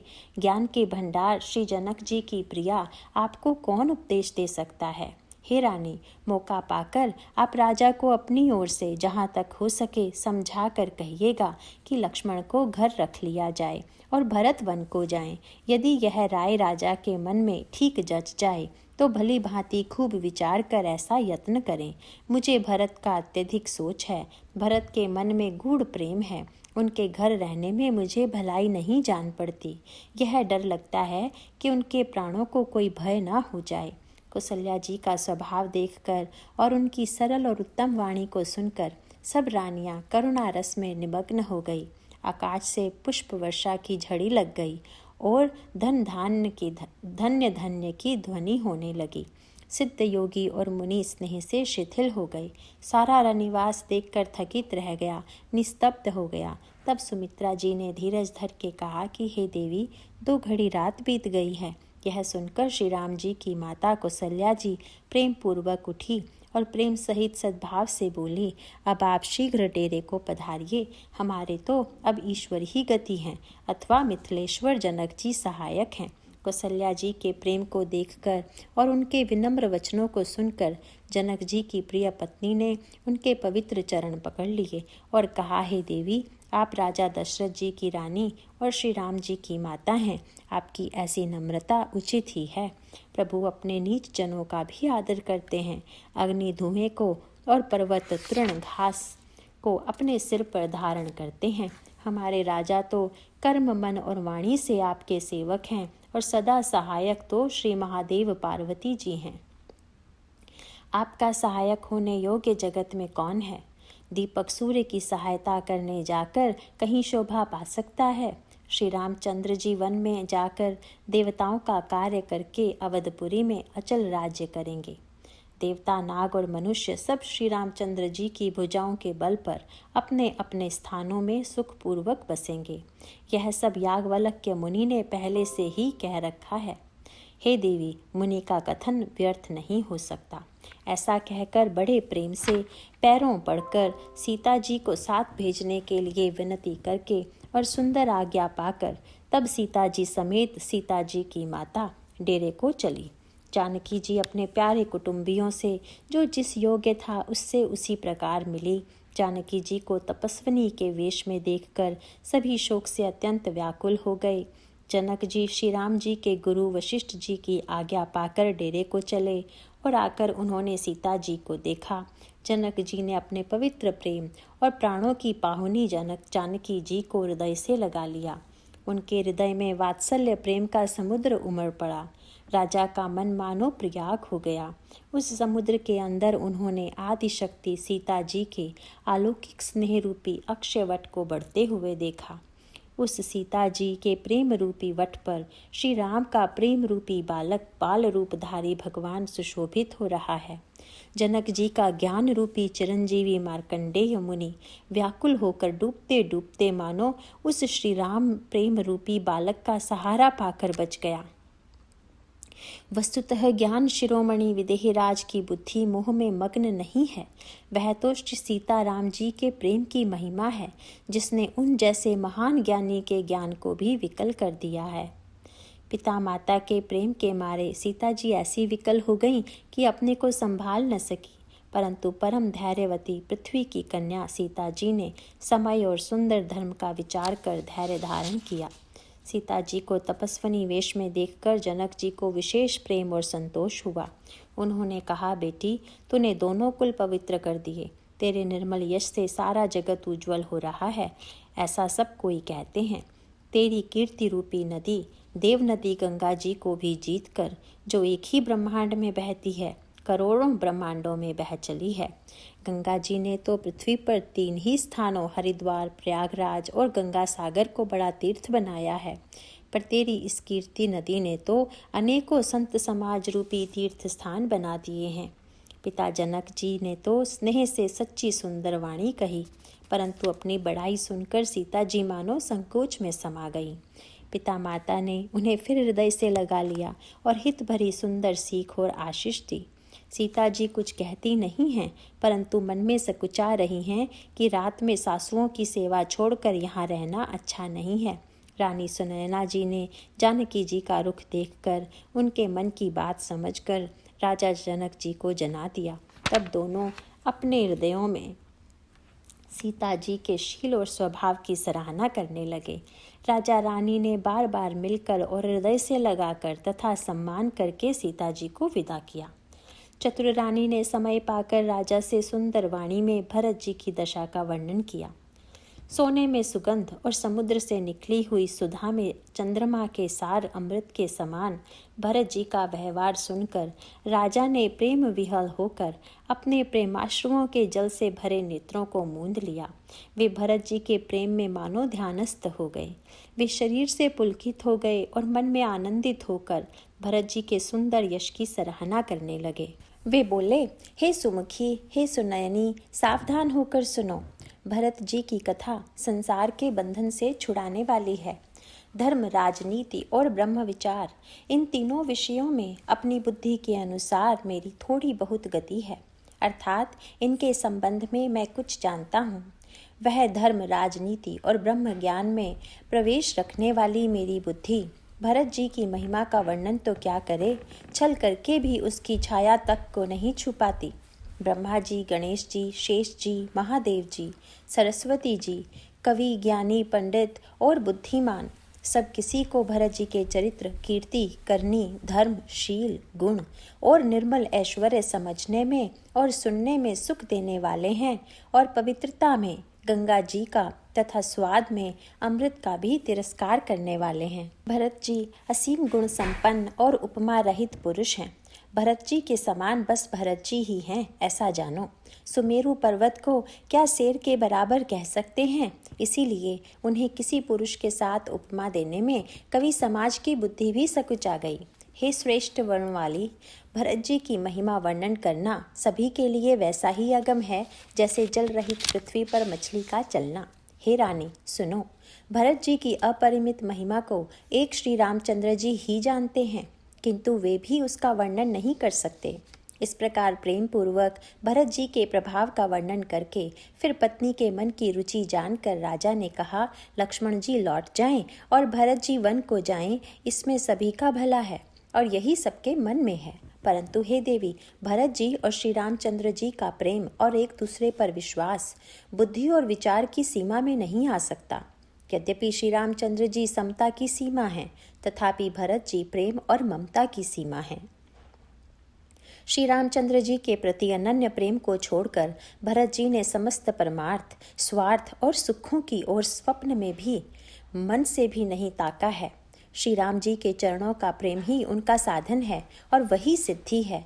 मुझे तो भरत जी का बस यही एकमात्र सिद्धांत जान पड़ता है। राजा ने बिलख कर प्रेम से गदगद होकर कहा, भरत जी भूल कर भी श्री रामचंद्र जी की आज्ञा को मन से भी नहीं टालेंगे, अतः स्नेह के वश होकर चिंता नहीं करनी चाहिए। श्री राम जी और भरत जी के गुणों की प्रेम पूर्वक गणना करते कहते सुनते पति पत्नी को रात पलक के समान बीत गई। प्रातःकाल दोनों राज समाज जागे और नहा नहा कर देवताओं की पूजा करने लगे। श्री रघुनाथ जी स्नान करके गुरु वशिष्ठ जी के पास गए और चरणों की वंदना करके उनका रुख पाकर बोले, हे नाथ, भरत, अवधपुरवासी तथा माताएं सब शोक से व्याकुल और वनवास से दुखी हैं। मिथिलापति राजा जनक जी को भी समाज सहित क्लेश सहते बहुत दिन हो गए। इसीलिए हे नाथ, जो उचित हो वही कीजिए, आप ही के हाथ में सभी का हित है। ऐसा कहकर श्री रघुनाथ जी अत्यंत ही सकुचा गए। उनका शील स्वभाव देखकर प्रेम और आनंद से मुनि वशिष्ठ जी पुलकित हो गए। उन्होंने खुलकर कहा, हे राम, तुम्हारे बिना घर बार आदि संपूर्ण सुखों के साज दोनों राज समाजों को नरक के समान हैं। हे राम, तुम प्राणों के भी प्राण, आत्मा के भी आत्मा और सुख के भी सुख हो। हे तात, तुम्हें छोड़कर जिन्हें घर सुहाता है उन्हें विधाता विपरीत है। जहाँ श्री राम के चरण कमलों में प्रेम नहीं है वह सुख, कर्म और धर्म जल जाए। जिसमें श्री राम प्रेम की प्रधानता नहीं है वह योग कुयोग है और वह ज्ञान अज्ञान है। तुम्हारे बिना ही सब दुखी हैं और जो सुखी हैं वे तुम्ही से सुखी हैं। जिस किसी के जी में जो कुछ है तुम सब जानते हो। आपकी आज्ञा सभी के सिर पर है। कृपालु, आपको सभी की स्थिति अच्छी तरह मालूम है, अतः आप आश्रम को पधारिए। इतना कह मुनिराज स्नेह से शिथिल हो गए। तब श्री राम जी प्रणाम करके चले गए और ऋषि वशिष्ठ जी धीरज धरकर जनक जी के पास आए। गुरु जी ने श्री रामचंद्र जी के शील और स्नेह से युक्त स्वभाव से ही सुंदर वचन राजा जनक जी को सुनाए और कहा, हे महाराज, अब वही कीजिए जिसमें सबका धर्म सहित हित हो। हे राजन, तुम ज्ञान के भंडार, सुजान, पवित्र और धर्म में धीर हो। इस समय तुम्हारे बिना इस दुविधा को दूर करने में और कौन समर्थ है। मुनि वशिष्ठ जी के वचन सुनकर जनक जी प्रेम में मग्न हो गए। उनकी दशा देखकर ज्ञान और वैराग्य को भी वैराग्य हो गया, अर्थात उनके ज्ञान वैराग्य छूट से गए। वे प्रेम से शिथिल हो गए और मन में विचार करने लगे कि हम यहाँ आए, यह अच्छा नहीं किया। राजा दशरथ जी ने श्री राम को वन जाने के लिए कहा और स्वयं अपने प्रिय के प्रेम को प्रमाणित कर दिया। प्रिय वियोग में प्राण त्याग दिए, परंतु हम अब इन्हें वन से और गहन वन को भेजकर अपने विवेक की बड़ाई में आनंदित होते हुए लौटेंगे कि हमें जरा भी मोह नहीं है। हम श्री राम जी को वन में छोड़कर चले आए, दशरथ जी की तरह मरे नहीं। तपस्वी, मुनि और ब्राह्मण यह सब सुन और देखकर प्रेमवश बहुत ही व्याकुल हो गए। समय का विचार करके राजा जनक जी धीरज धरकर समाज सहित भरत जी के पास चले। भरत जी ने आकर उन्हें आगे होकर लिया, सामने आकर उनका स्वागत किया और समयानुकूल अच्छे आसन दिए। तिरहुत राज जनक जी कहने लगे, हे तात भरत, तुमको श्री राम जी का स्वभाव मालूम ही है। श्री रामचंद्र जी सत्यव्रती और धर्मपरायण हैं, सबका शील और स्नेह रखने वाले हैं, इसीलिए वे संकोचवश संकट सह रहे हैं। अब तुम जो आज्ञा दो वह उनसे कही जाए। भरत जी यह सुनकर पुलकित शरीर हो नेत्रों में जल भरकर बड़ा भारी धीरज धरकर बोले, हे प्रभु, आप हमारे पिता के समान प्रिय और पूज्य हैं और कुलगुरु श्री वशिष्ठ जी के समान हितैषी तो माता पिता भी नहीं हैं। विश्वामित्र जी आदि मुनियों और मंत्रियों का समाज है और आज के दिन ज्ञान के समुद्र आप भी उपस्थित हैं। हे स्वामी, मुझे अपना बच्चा सेवक और आज्ञा अनुसार चलने वाला समझकर शिक्षा दीजिए। इस समाज और पुण्य स्थल में आप जैसे ज्ञानी और पूज्य का पूछना, इस पर यदि मैं मौन रहता हूँ तो मलिन समझा जाऊंगा और बोलना पागलपन होगा। तथापि मैं छोटे मुंह बड़ी बात कहता हूँ। हे तात, विधाता को प्रतिकूल जानकर क्षमा कीजिएगा। वेद शास्त्र और पुराणों में प्रसिद्ध है और जगत जानता है कि सेवा धर्म बड़ा कठिन है। स्वामी धर्म में स्वामी के प्रति कर्तव्य पालन में और स्वार्थ में विरोध है। दोनों एक साथ नहीं निभ सकते। वैर अंधा होता है और प्रेम को ज्ञान नहीं रहता। मैं स्वार्थवश कहूँगा या प्रेमवश, दोनों में ही भूल होने का भय है। अतएव मुझे पराधीन जानकर मुझसे न पूछकर श्री रामचंद्र जी के रुख रुचि, धर्म और सत्य के व्रत को रखते हुए जो सबके समस्त सम्मत और सबके लिए हितकारी हो, आप सबका प्रेम पहचान कर वही कीजिए। भरत जी के वचन सुनकर और उनका स्वभाव देखकर समाज सहित राजा जनक उनकी सराहना करने लगे। भरत जी के वचन सुगम और अगम, सुंदर, कोमल और कठोर हैं। उनमें अक्षर थोड़े हैं परंतु अर्थ अत्यंत अपार भरा हुआ है। जैसे मुख का प्रतिबिंब दर्पण में दिखता है और दर्पण अपने हाथ में है, फिर भी वह मुख का प्रतिबिंब पकड़ा नहीं जाता, इसी प्रकार भरत जी की वह अद्भुत वाणी भी पकड़ में नहीं आती। शब्दों से उसका आशय समझ में नहीं आता, किसी से कुछ उत्तर देते नहीं बनता। तब राजा जनक जी, भरत जी और मुनि वशिष्ठ जी समाज के साथ वहां गए जहां देवता रूपी कुमुदों के खिलाने वाले, सुख देने वाले चंद्रमा श्री रामचंद्र जी थे। यह समाचार सुनकर सब लोग सोच से व्याकुल हो गए, जैसे नए पहली वर्षा के जल के संयोग से मछलियां व्याकुल होती हैं। देवताओं ने पहले कुलगुरु वशिष्ठ जी की प्रेम विहल दशा देखी, फिर विदेही जी के विशेष स्नेह को देखा और तब राम भक्ति से ओतप्रोत भरत जी को देखा। इन सब को देखकर स्वार्थी देवता घबराकर हृदय में हार मान गए, निराश हो गए। उन्होंने सब किसी को श्री राम प्रेम में सरोबार देखा। इससे देवता इतने सोच के वश हो गए कि जिसका कोई हिसाब नहीं। देवराज इंद्र सोच में भरकर कहने लगे कि श्री रामचंद्र जी तो स्नेह और संकोच के वश में हैं, इसलिए सब लोग मिलकर कुछ प्रपंच माया रचो, नहीं तो काम बिगड़ा ही समझो। देवताओं ने सरस्वती का स्मरण कर उनकी सराहना स्तुति की और कहा, हे देवी, देवता आपके शरणागत हैं, उनकी रक्षा कीजिए। अपनी माया रचकर भरत जी की बुद्धि को फेर दीजिए और छल की छाया कर देवताओं के कुल का पालन कीजिए। देवताओं की विनती सुनकर और देवताओं के स्वार्थ के वश होने से मूर्ख जानकर बुद्धिमती सरस्वती जी बोली, मुझसे कह रहे हो कि भरत जी की मति पलट दो। 1000 नेत्रों से भी तुमको सुमेरु नहीं सूझ पड़ता। ब्रह्मा, विष्णु और महेश की माया बड़ी प्रबल है, किंतु वह भी भरत जी की बुद्धि की ओर ताक नहीं सकती। उस बुद्धि को तुम मुझसे कह रहे हो कि भोली कर दो, भुलावे में डाल दो। अरे, चांदनी कहीं प्रचंड किरण वाले सूर्य को चुरा सकती है? भरत जी के हृदय में श्री सीताराम जी का निवास है। जहाँ सूर्य का प्रकाश है वहाँ कहाँ अंधेरा रह सकता है? ऐसा कहकर सरस्वती जी ब्रह्मलोक को चली गईं। देवता ऐसे व्याकुल हुए जैसे रात्रि में चकवा व्याकुल होता है। मलिन मन वाले स्वार्थी देवताओं ने बुरी सलाह करके बुरा ठाठ षड्यंत्र रचा। प्रबल माया जाल रचकर भय, भ्रम, अप्रीति और उच्चाटन फैला दिया। कुचाल करके देवराज इंद्र सोचने लगे कि काम का बनना बिगड़ना सब भरत जी के हाथ है। इधर राजा जनक जी मुनि वशिष्ठ आदि के साथ श्री रघुनाथ जी के पास गए। सूर्यकुल के दीपक श्री रामचंद्र जी ने सबका सम्मान किया। तब रघुकुल के पुरोहित वशिष्ठ जी समय, समाज और धर्म के अविरोधी अर्थात अनुकूल वचन बोले। उन्होंने पहले जनक जी और भरत जी का संवाद सुनाया, फिर भरत जी की कही हुई सुंदर बातें कह सुनाई। फिर बोले, हे तात राम, मेरा मत तो यह है कि तुम जैसी आज्ञा दो वैसी ही सब करें। यह सुनकर दोनों हाथ जोड़कर रघुनाथ जी सत्य, सरल और कोमल वाणी बोले, आपके और मिथिलेश्वर जनक जी के विद्यमान रहते मेरा कुछ कहना सब प्रकार से भद्दा है। आपकी और महाराज की जो आज्ञा होगी, मैं आपकी शपथ करके कहता हूँ, वह सत्य ही सबको शिरोधार्य होगी। श्री रामचंद्र जी की शपथ सुनकर सभा समेत मुनि और जनक जी सकुचा गए, स्तंभित रह गए। किसी से उत्तर देते नहीं बनता। सब लोग भरत जी का मुंह ताक रहे हैं। भरत जी ने सभा को संकोच के वश देखा। राम बंधु भरत जी ने बड़ा भारी धीरज धरकर और कुछ समय देखकर अपने उमड़ते हुए प्रेम को संभाला, जैसे बढ़ते हुए विंध्याचल को अगस्त्य जी ने रोका था। शोक रूपी हिरण्याक्ष ने सारी सभा की बुद्धि रूपी पृथ्वी को हर लिया, जो विमल गुण समूह रूपी जगत की योनि उत्पन्न करने वाली थी। भरत जी के विवेक रूपी विशाल वराह रूपधारी भगवान ने शोक रूपी हिरण्याक्ष को नष्ट कर बिना ही परिश्रम उसका उद्धार कर दिया।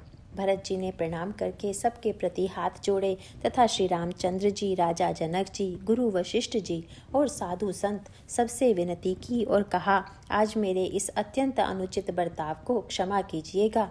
मैं कोमल छोटे मुख से कठोर धृष्टतापूर्ण वचन कह रहा हूँ। फिर उन्होंने हृदय में सुहावनी सरस्वती जी का स्मरण किया।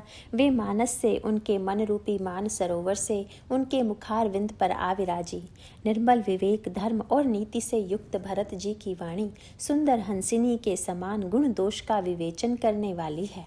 विवेक के नेत्रों से सारे समाज को प्रेम से शिथिल देख सबको प्रणाम कर श्री सीता जी और श्री रघुनाथ जी का स्मरण करके भरत जी बोले, हे प्रभु, आप पिता माता सुहृद गुरु स्वामी पूज्य परम हितैषी और अंतर्यामी हैं। सरल हृदय, श्रेष्ठ मालिक, शील के भंडार, शरणागत की रक्षा करने वाले, सर्वज्ञ, सुजान, समर्थ, शरणागत का हित करने वाले, गुणों का आदर करने वाले और अवगुणों तथा पापों को हरने वाले हैं। हे गोसाई, आप सरीखे स्वामी आप ही हैं और स्वामी के साथ द्रोह करने में मेरे समान मैं ही हूँ।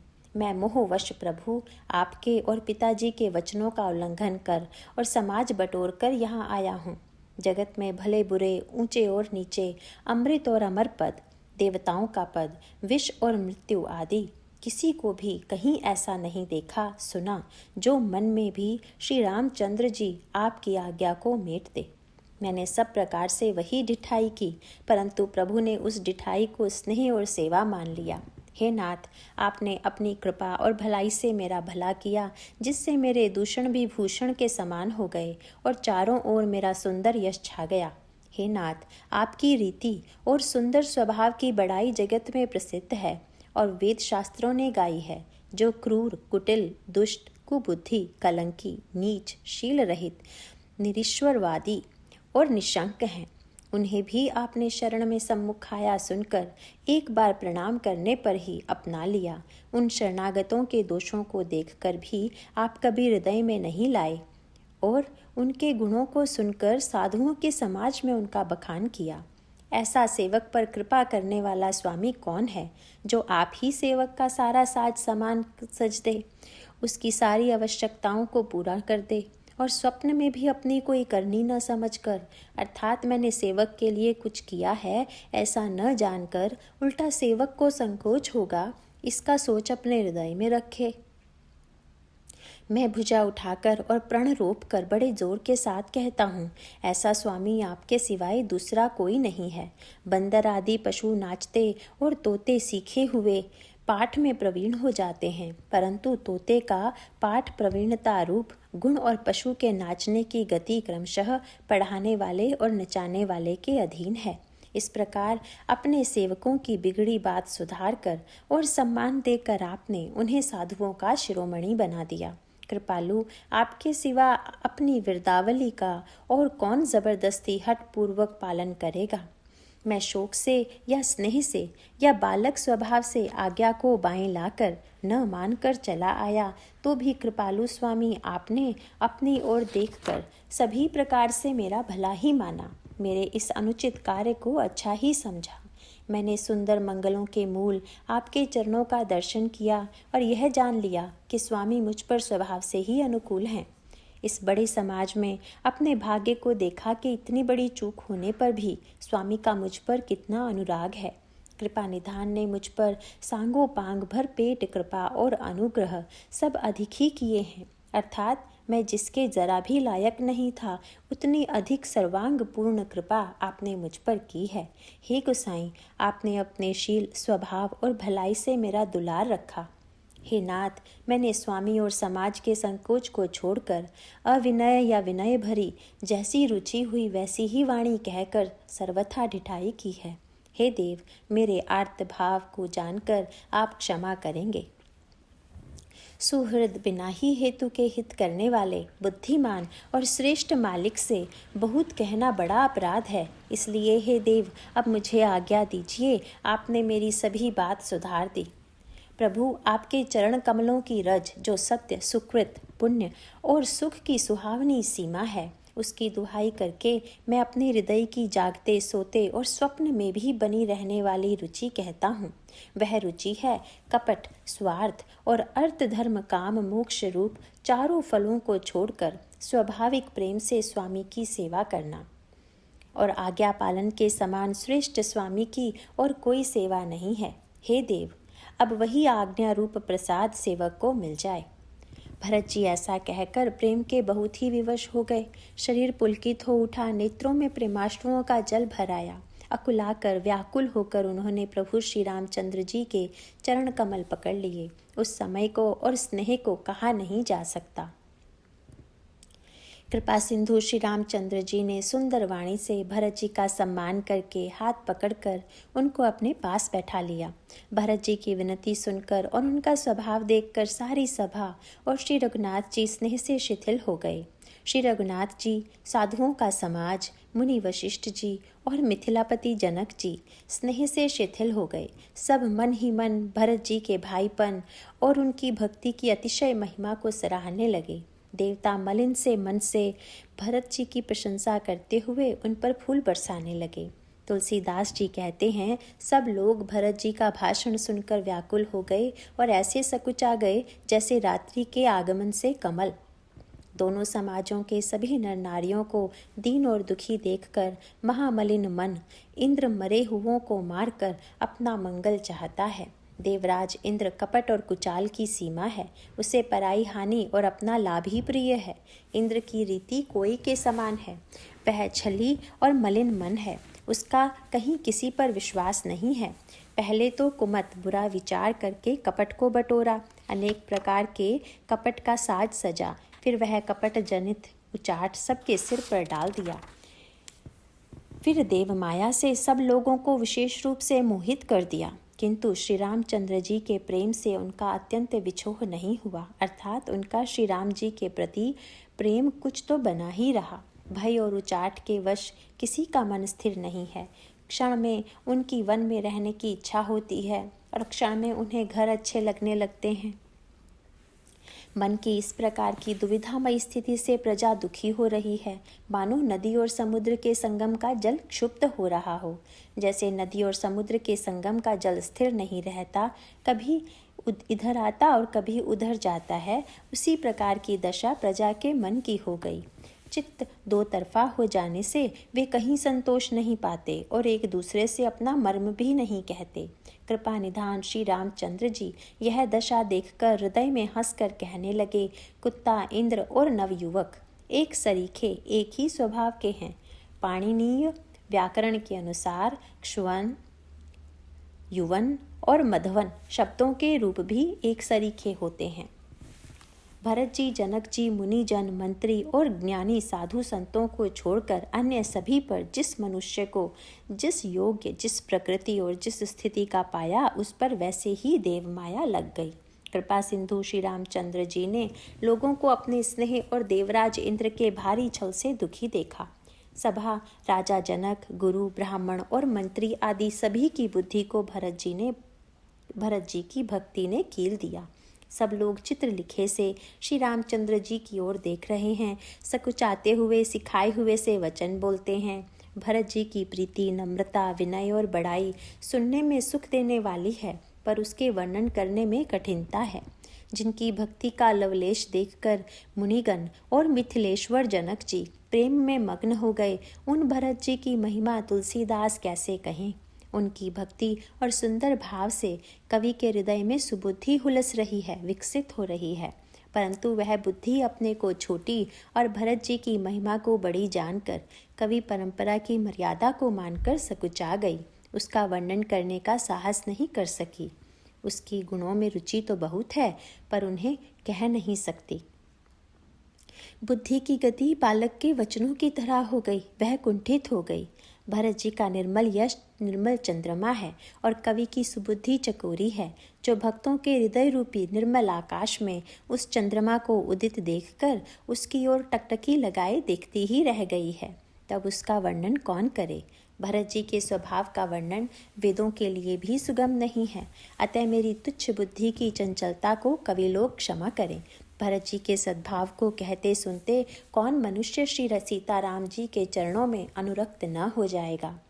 भरत जी का स्मरण करने से जिसको श्री राम जी का प्रेम सुलभ न हुआ, उसके समान वाम, अभागा और कौन होगा। दयालु और सुजान श्री राम जी ने सभी की दशा देखकर और भक्त भरत जी के हृदय की स्थिति जानकर धर्म धुरंधर, धीर, नीति में चतुर, सत्य, स्नेह, शील और सुख के समुद्र, नीति और प्रीति के पालन करने वाले श्री रघुनाथ जी देश, काल, अवसर और समाज को देखकर तदनुसार ऐसे वचन बोले जो मानव वाणी के सर्वस्व ही थे, परिणाम में हितकारी थे और सुनने में चंद्रमा के रस अमृत सरीखे थे। उन्होंने कहा, हे तात भरत, तुम धर्म की धुरी को धारण करने वाले हो, लोक और वेद दोनों के जानने वाले और प्रेम में प्रवीण हो। हे तात, कर्म से, वचन से और मन से निर्मल तुम्हारे समान तुम ही हो। गुरुजनों के समाज में और ऐसे कुछ समय में छोटे भाई के गुण किस तरह कहे जा सकते हैं। हे तात, तुम सूर्य कुल की रीति को, सत्य प्रतिज्ञ पिताजी की कीर्ति और प्रीति को, समय समाज और गुरुजनों की लज्जा मर्यादा को तथा उदासीन मित्र और शत्रु सबके मन की बात को जानते हो। तुमको सबके कर्मों, कर्तव्यों का और अपने तथा मेरे परम हितकारी धर्म का पता है। यद्यपि मुझे तुम्हारा सब प्रकार से भरोसा है, तथापि मैं समय के अनुसार कुछ कहता हूँ। हे तात, पिताजी के बिना उनकी अनुपस्थिति में हमारी बात केवल गुरुवंश की कृपा ने ही संभाल रखी है, नहीं तो हमारे समेत प्रजा, कुटुंब, परिवार सभी बर्बाद हो जाते। यदि बिना समय के संध्या से पूर्व ही सूर्य अस्त हो जाए तो कहो जगत में किसको क्लेश न होगा। हे तात, उसी प्रकार का उत्पात विधाता ने यह पिता की असामयिक मृत्यु ने किया है, पर मुनि महाराज ने तथा मिथिलेश्वर ने सबको बचा लिया। राज्य का सब कार्य, लज्जा, प्रतिष्ठा, धर्म, पृथ्वी, धन, घर, इन सभी का पालन रक्षण गुरु जी का प्रभाव सामर्थ्य करेगा और परिणाम शुभ होगा। गुरु जी का प्रसाद ही घर में और वन में समाज सहित तुम्हारा और हमारा रक्षक है। माता पिता, गुरु और स्वामी की आज्ञा का पालन समस्त धर्म रूपी पृथ्वी को धारण करने में शेष जी के समान है। हे तात, तुम वही करो और मुझसे भी कराओ तथा सूर्य कुल के रक्षक बनो। साधक के लिए यह एक ही आज्ञा पालन रूपी साधना संपूर्ण सिद्धियों की देने वाली, कीर्तिमयी, सद्गतिमयी और ऐश्वर्यमयी त्रिवेणी है। इसे विचार कर भारी संकट सहकर भी प्रजा और परिवार को सुखी करो। हे भाई, मेरी विपत्ति सभी ने बांट ली है, परंतु तुमको तो अवधि 14 वर्ष तक बड़ी कठिनाई है, सबसे अधिक दुख है। तुमको कोमल जानकर भी मैं कठोर वियोग की बात कह रहा हूँ। हे तात, बुरे समय में मेरे लिए यह कोई अनुचित बात नहीं है। कठोर कुअवसर में श्रेष्ठ भाई ही सहायक होते हैं। वज्र के आघात भी हाथ से ही रोके जाते हैं।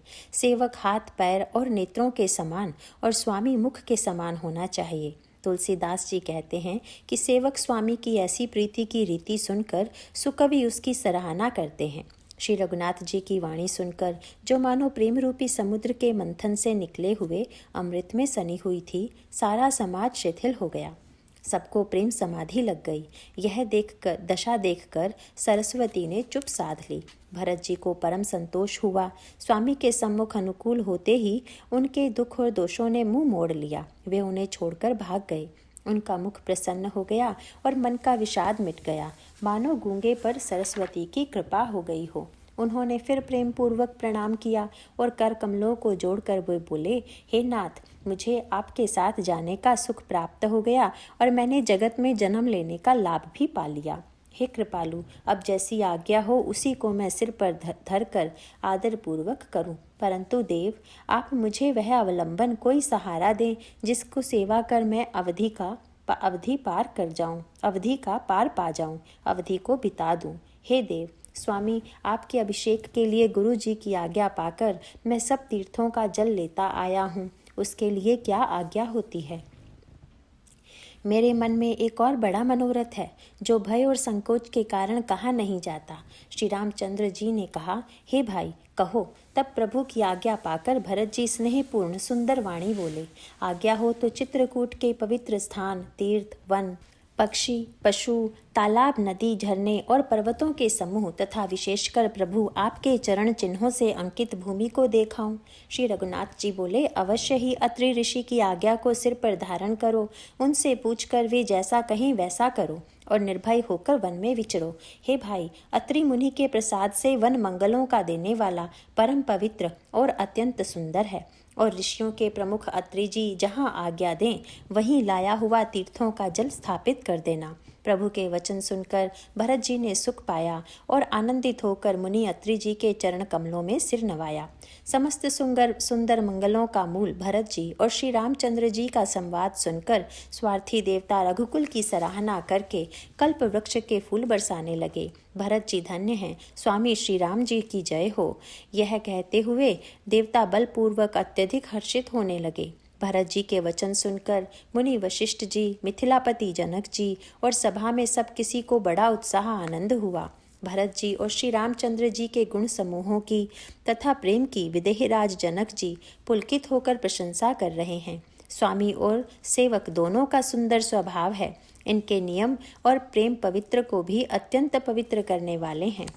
मंत्री और सभासद सभी प्रेम मुक्त होकर अपनी अपनी बुद्धि के अनुसार सराहना करने लगे।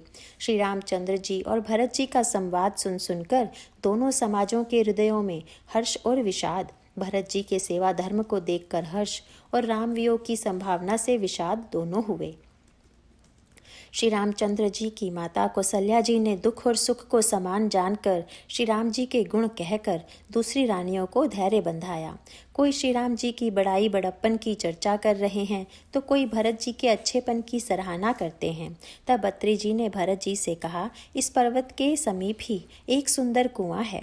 इस पवित्र, अनुपम और अमृत जैसे तीर्थ जल को उसी में स्थापित कर दीजिए। भरत जी ने अत्रि मुनि की आज्ञा पाकर जल के सब पात्र रवाना कर दिए और छोटे भाई शत्रुघ्न, अत्रि मुनि तथा अन्य साधु संतों सहित आप वहां गए जहां वह अथाह कुआं था और उस पवित्र जल को उस पुण्य स्थल में रख दिया। तब अत्रि ऋषि ने प्रेम से आनंदित होकर ऐसा कहा, हे तात, यह अनादि सिद्ध स्थल है।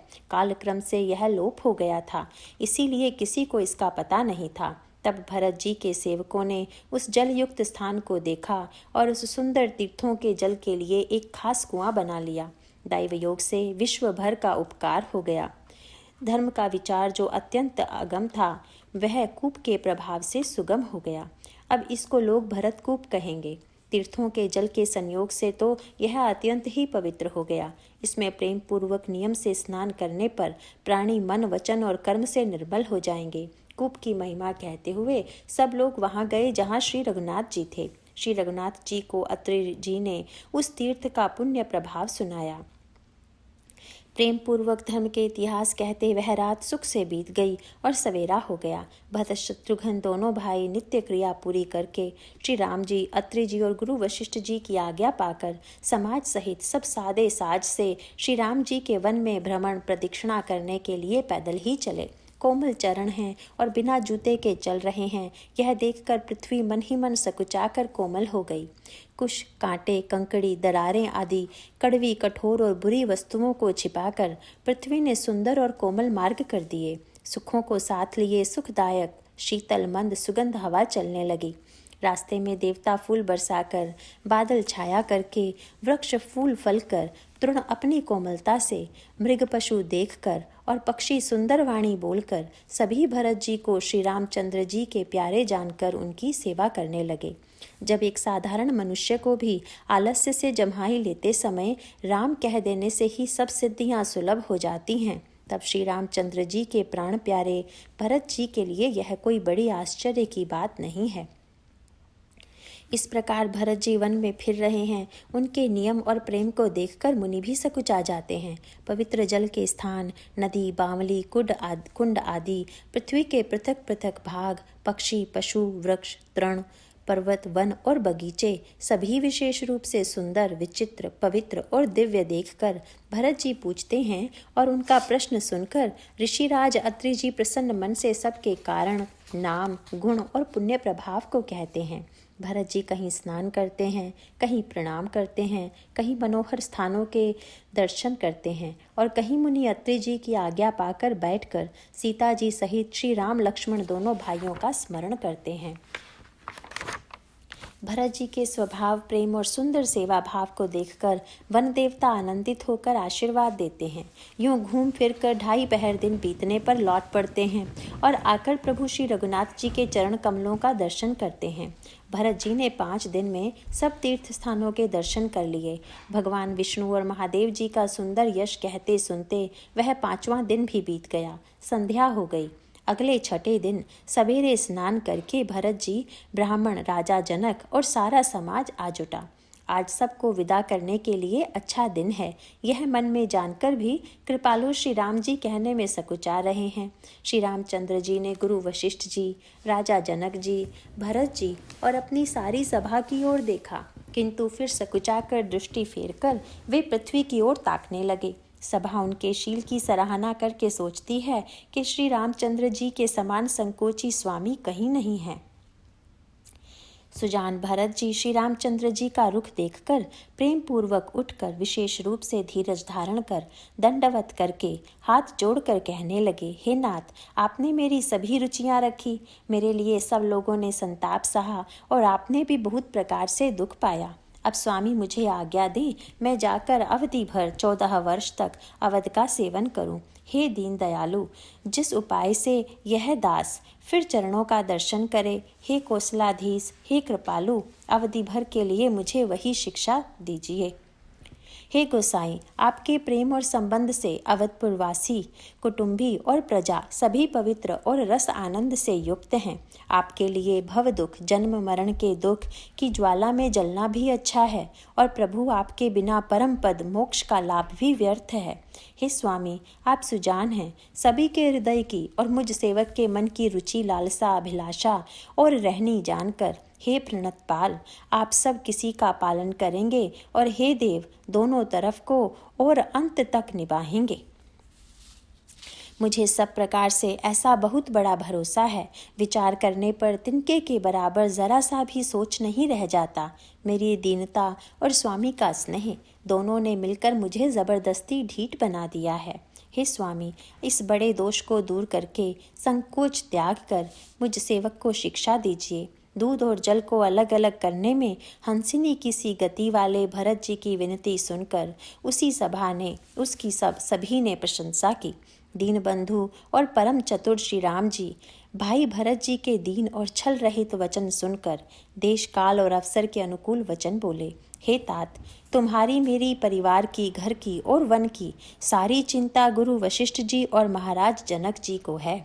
हमारे सिर पर जब गुरु जी, मुनि वशिष्ठ, विश्वामित्र जी और मिथिलापति जनक जी हैं, तब हमें और तुम्हें स्वप्न में भी क्लेश नहीं है। मेरा और तुम्हारा तो परम पुरुषार्थ, स्वार्थ, सुयश, धर्म और परमार्थ इसी में है कि हम दोनों भाई पिताजी की आज्ञा का पालन करें। राजा की भलाई उनके व्रत की रक्षा से ही लोक और वेद दोनों में भला है।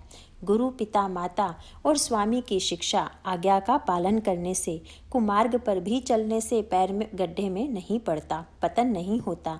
ऐसा विचार कर सब सोच छोड़कर अवध जाकर अवधि भर उसका पालन करो। देश, खजाना, कुटुंब, परिवार आदि सबकी जिम्मेदारी तो गुरु जी चरण रज पर है। तुमको तो मुनि वशिष्ठ जी, माताओं और मंत्रियों की शिक्षा मानकर तदनुसार पृथ्वी, प्रजा और राजधानी का पालन रक्षा भर करते रहना। तुलसीदास जी कहते हैं, श्री राम जी ने कहा, मुखिया मुख के समान होना चाहिए, जो खाने पीने को तो एक अकेला है, परंतु विवेक पूर्वक सब अंगों का पालन पोषण करता है। राजधर्म का सर्वस्व सार भी इतना ही है, जैसे मन के भीतर मनोरथ छिपा रहता है। श्री रघुनाथ जी ने भाई भरत को बहुत प्रकार से समझाया, परंतु कोई अवलंबन पाए बिना उनके मन में न संतोष हुआ न शांति। इधर तो भरत जी का शील, प्रेम और उधर गुरुजनों, मंत्रियों तथा समाज की उपस्थिति, यह देखकर श्री रघुनाथ जी संकोच और स्नेह के विशेष वशीभूत हो गए। अर्थात भरत जी के प्रेमवश उन्हें पांवरी देना चाहते हैं, किंतु साथ ही गुरु आदि का संकोच भी होता है। आखिर भरत जी के प्रेमवश प्रभु श्री रामचंद्र जी ने कृपा कर खड़ाऊं दे दी और भरत जी ने उन्हें आदर पूर्वक सिर पर धारण कर लिया। कृपा निधान श्री रामचंद्र जी के दोनों खड़ाऊं प्रजा के प्राणों की रक्षा के लिए मानो 2 पहरेदार हैं। भरत जी के प्रेम रूपी रत्न के लिए मानो डिब्बा है और जीव के साधन के लिए मानो राम नाम के 2 अक्षर हैं। रघुकुल की रक्षा के लिए 2 किवाड़ हैं। कुशल श्रेष्ठ कर्म करने के लिए 2 हाथ की भांति सहायक हैं और सेवा रूपी श्रेष्ठ धर्म के सुझाने के लिए निर्मल नेत्र हैं। भरत जी इस अवलंबन के मिल जाने से परम आनंदित हैं। उन्हें ऐसा ही सुख हुआ जैसा श्री सीताराम जी के रहने से होता। भरत जी ने प्रणाम करके विदा मांगी। तब श्री रामचंद्र जी ने उन्हें हृदय से लगा लिया। इधर कुटिल इंद्र ने बुरा मौका पाकर लोगों का उच्चाटन कर दिया।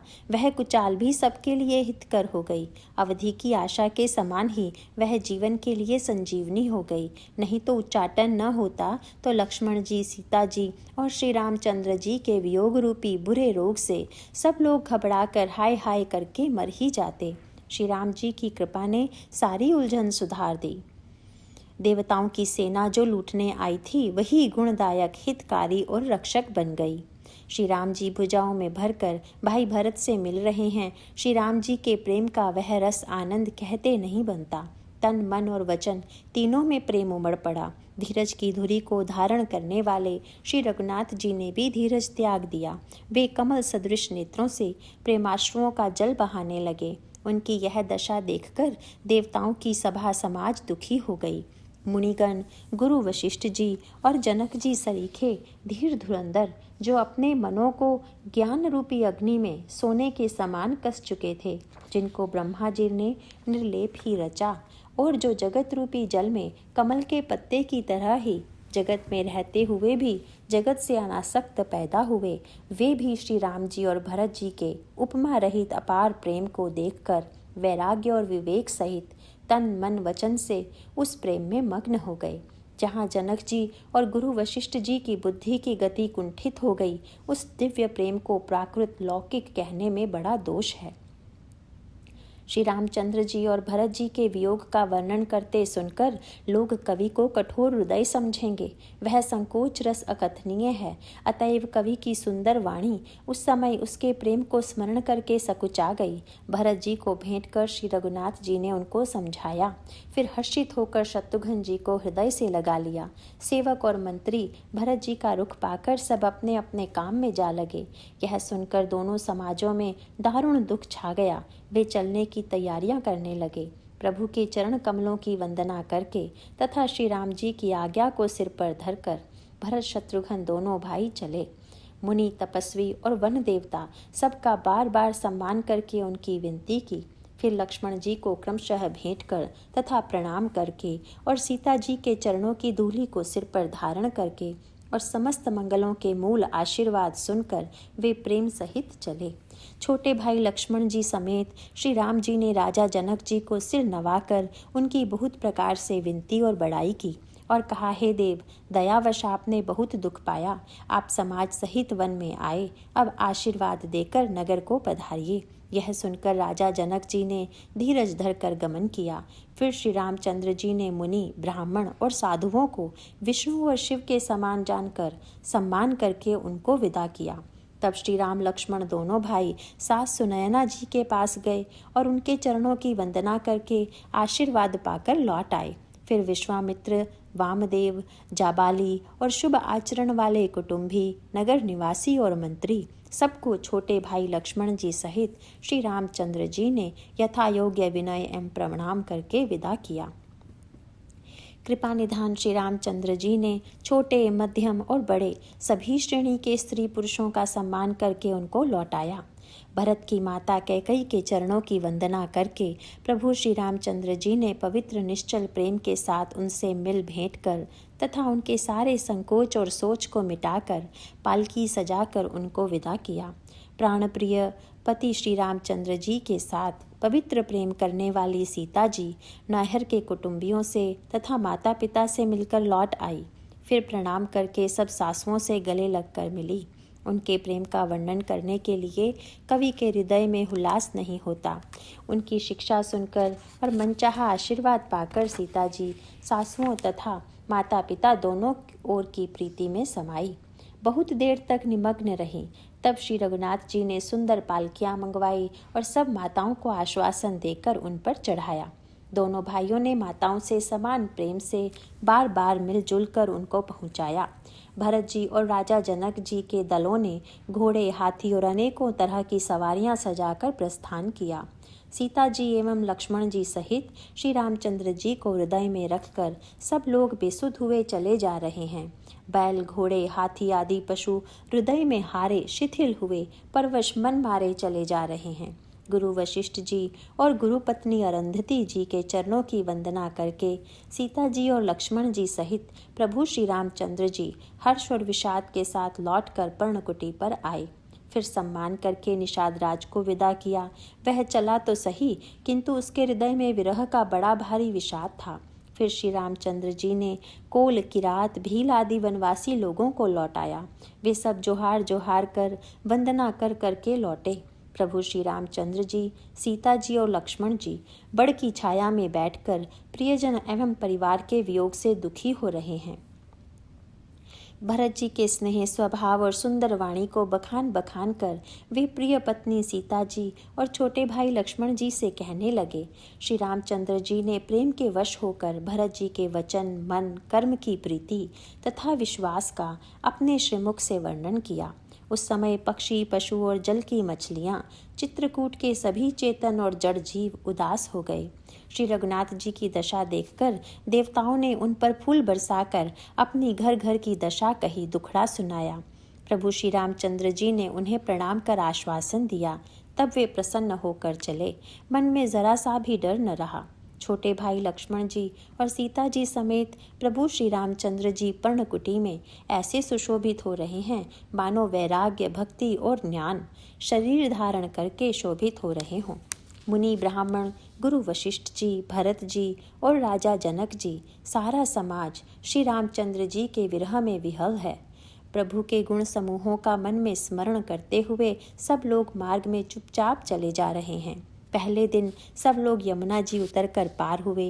वह दिन बिना भोजन के ही बीत गया। दूसरा मुकाम गंगा जी उतरकर श्रृंगवेरपुर में हुआ। वहाँ राम सखा निषाद राज ने सब सुप्रबंध कर दिया।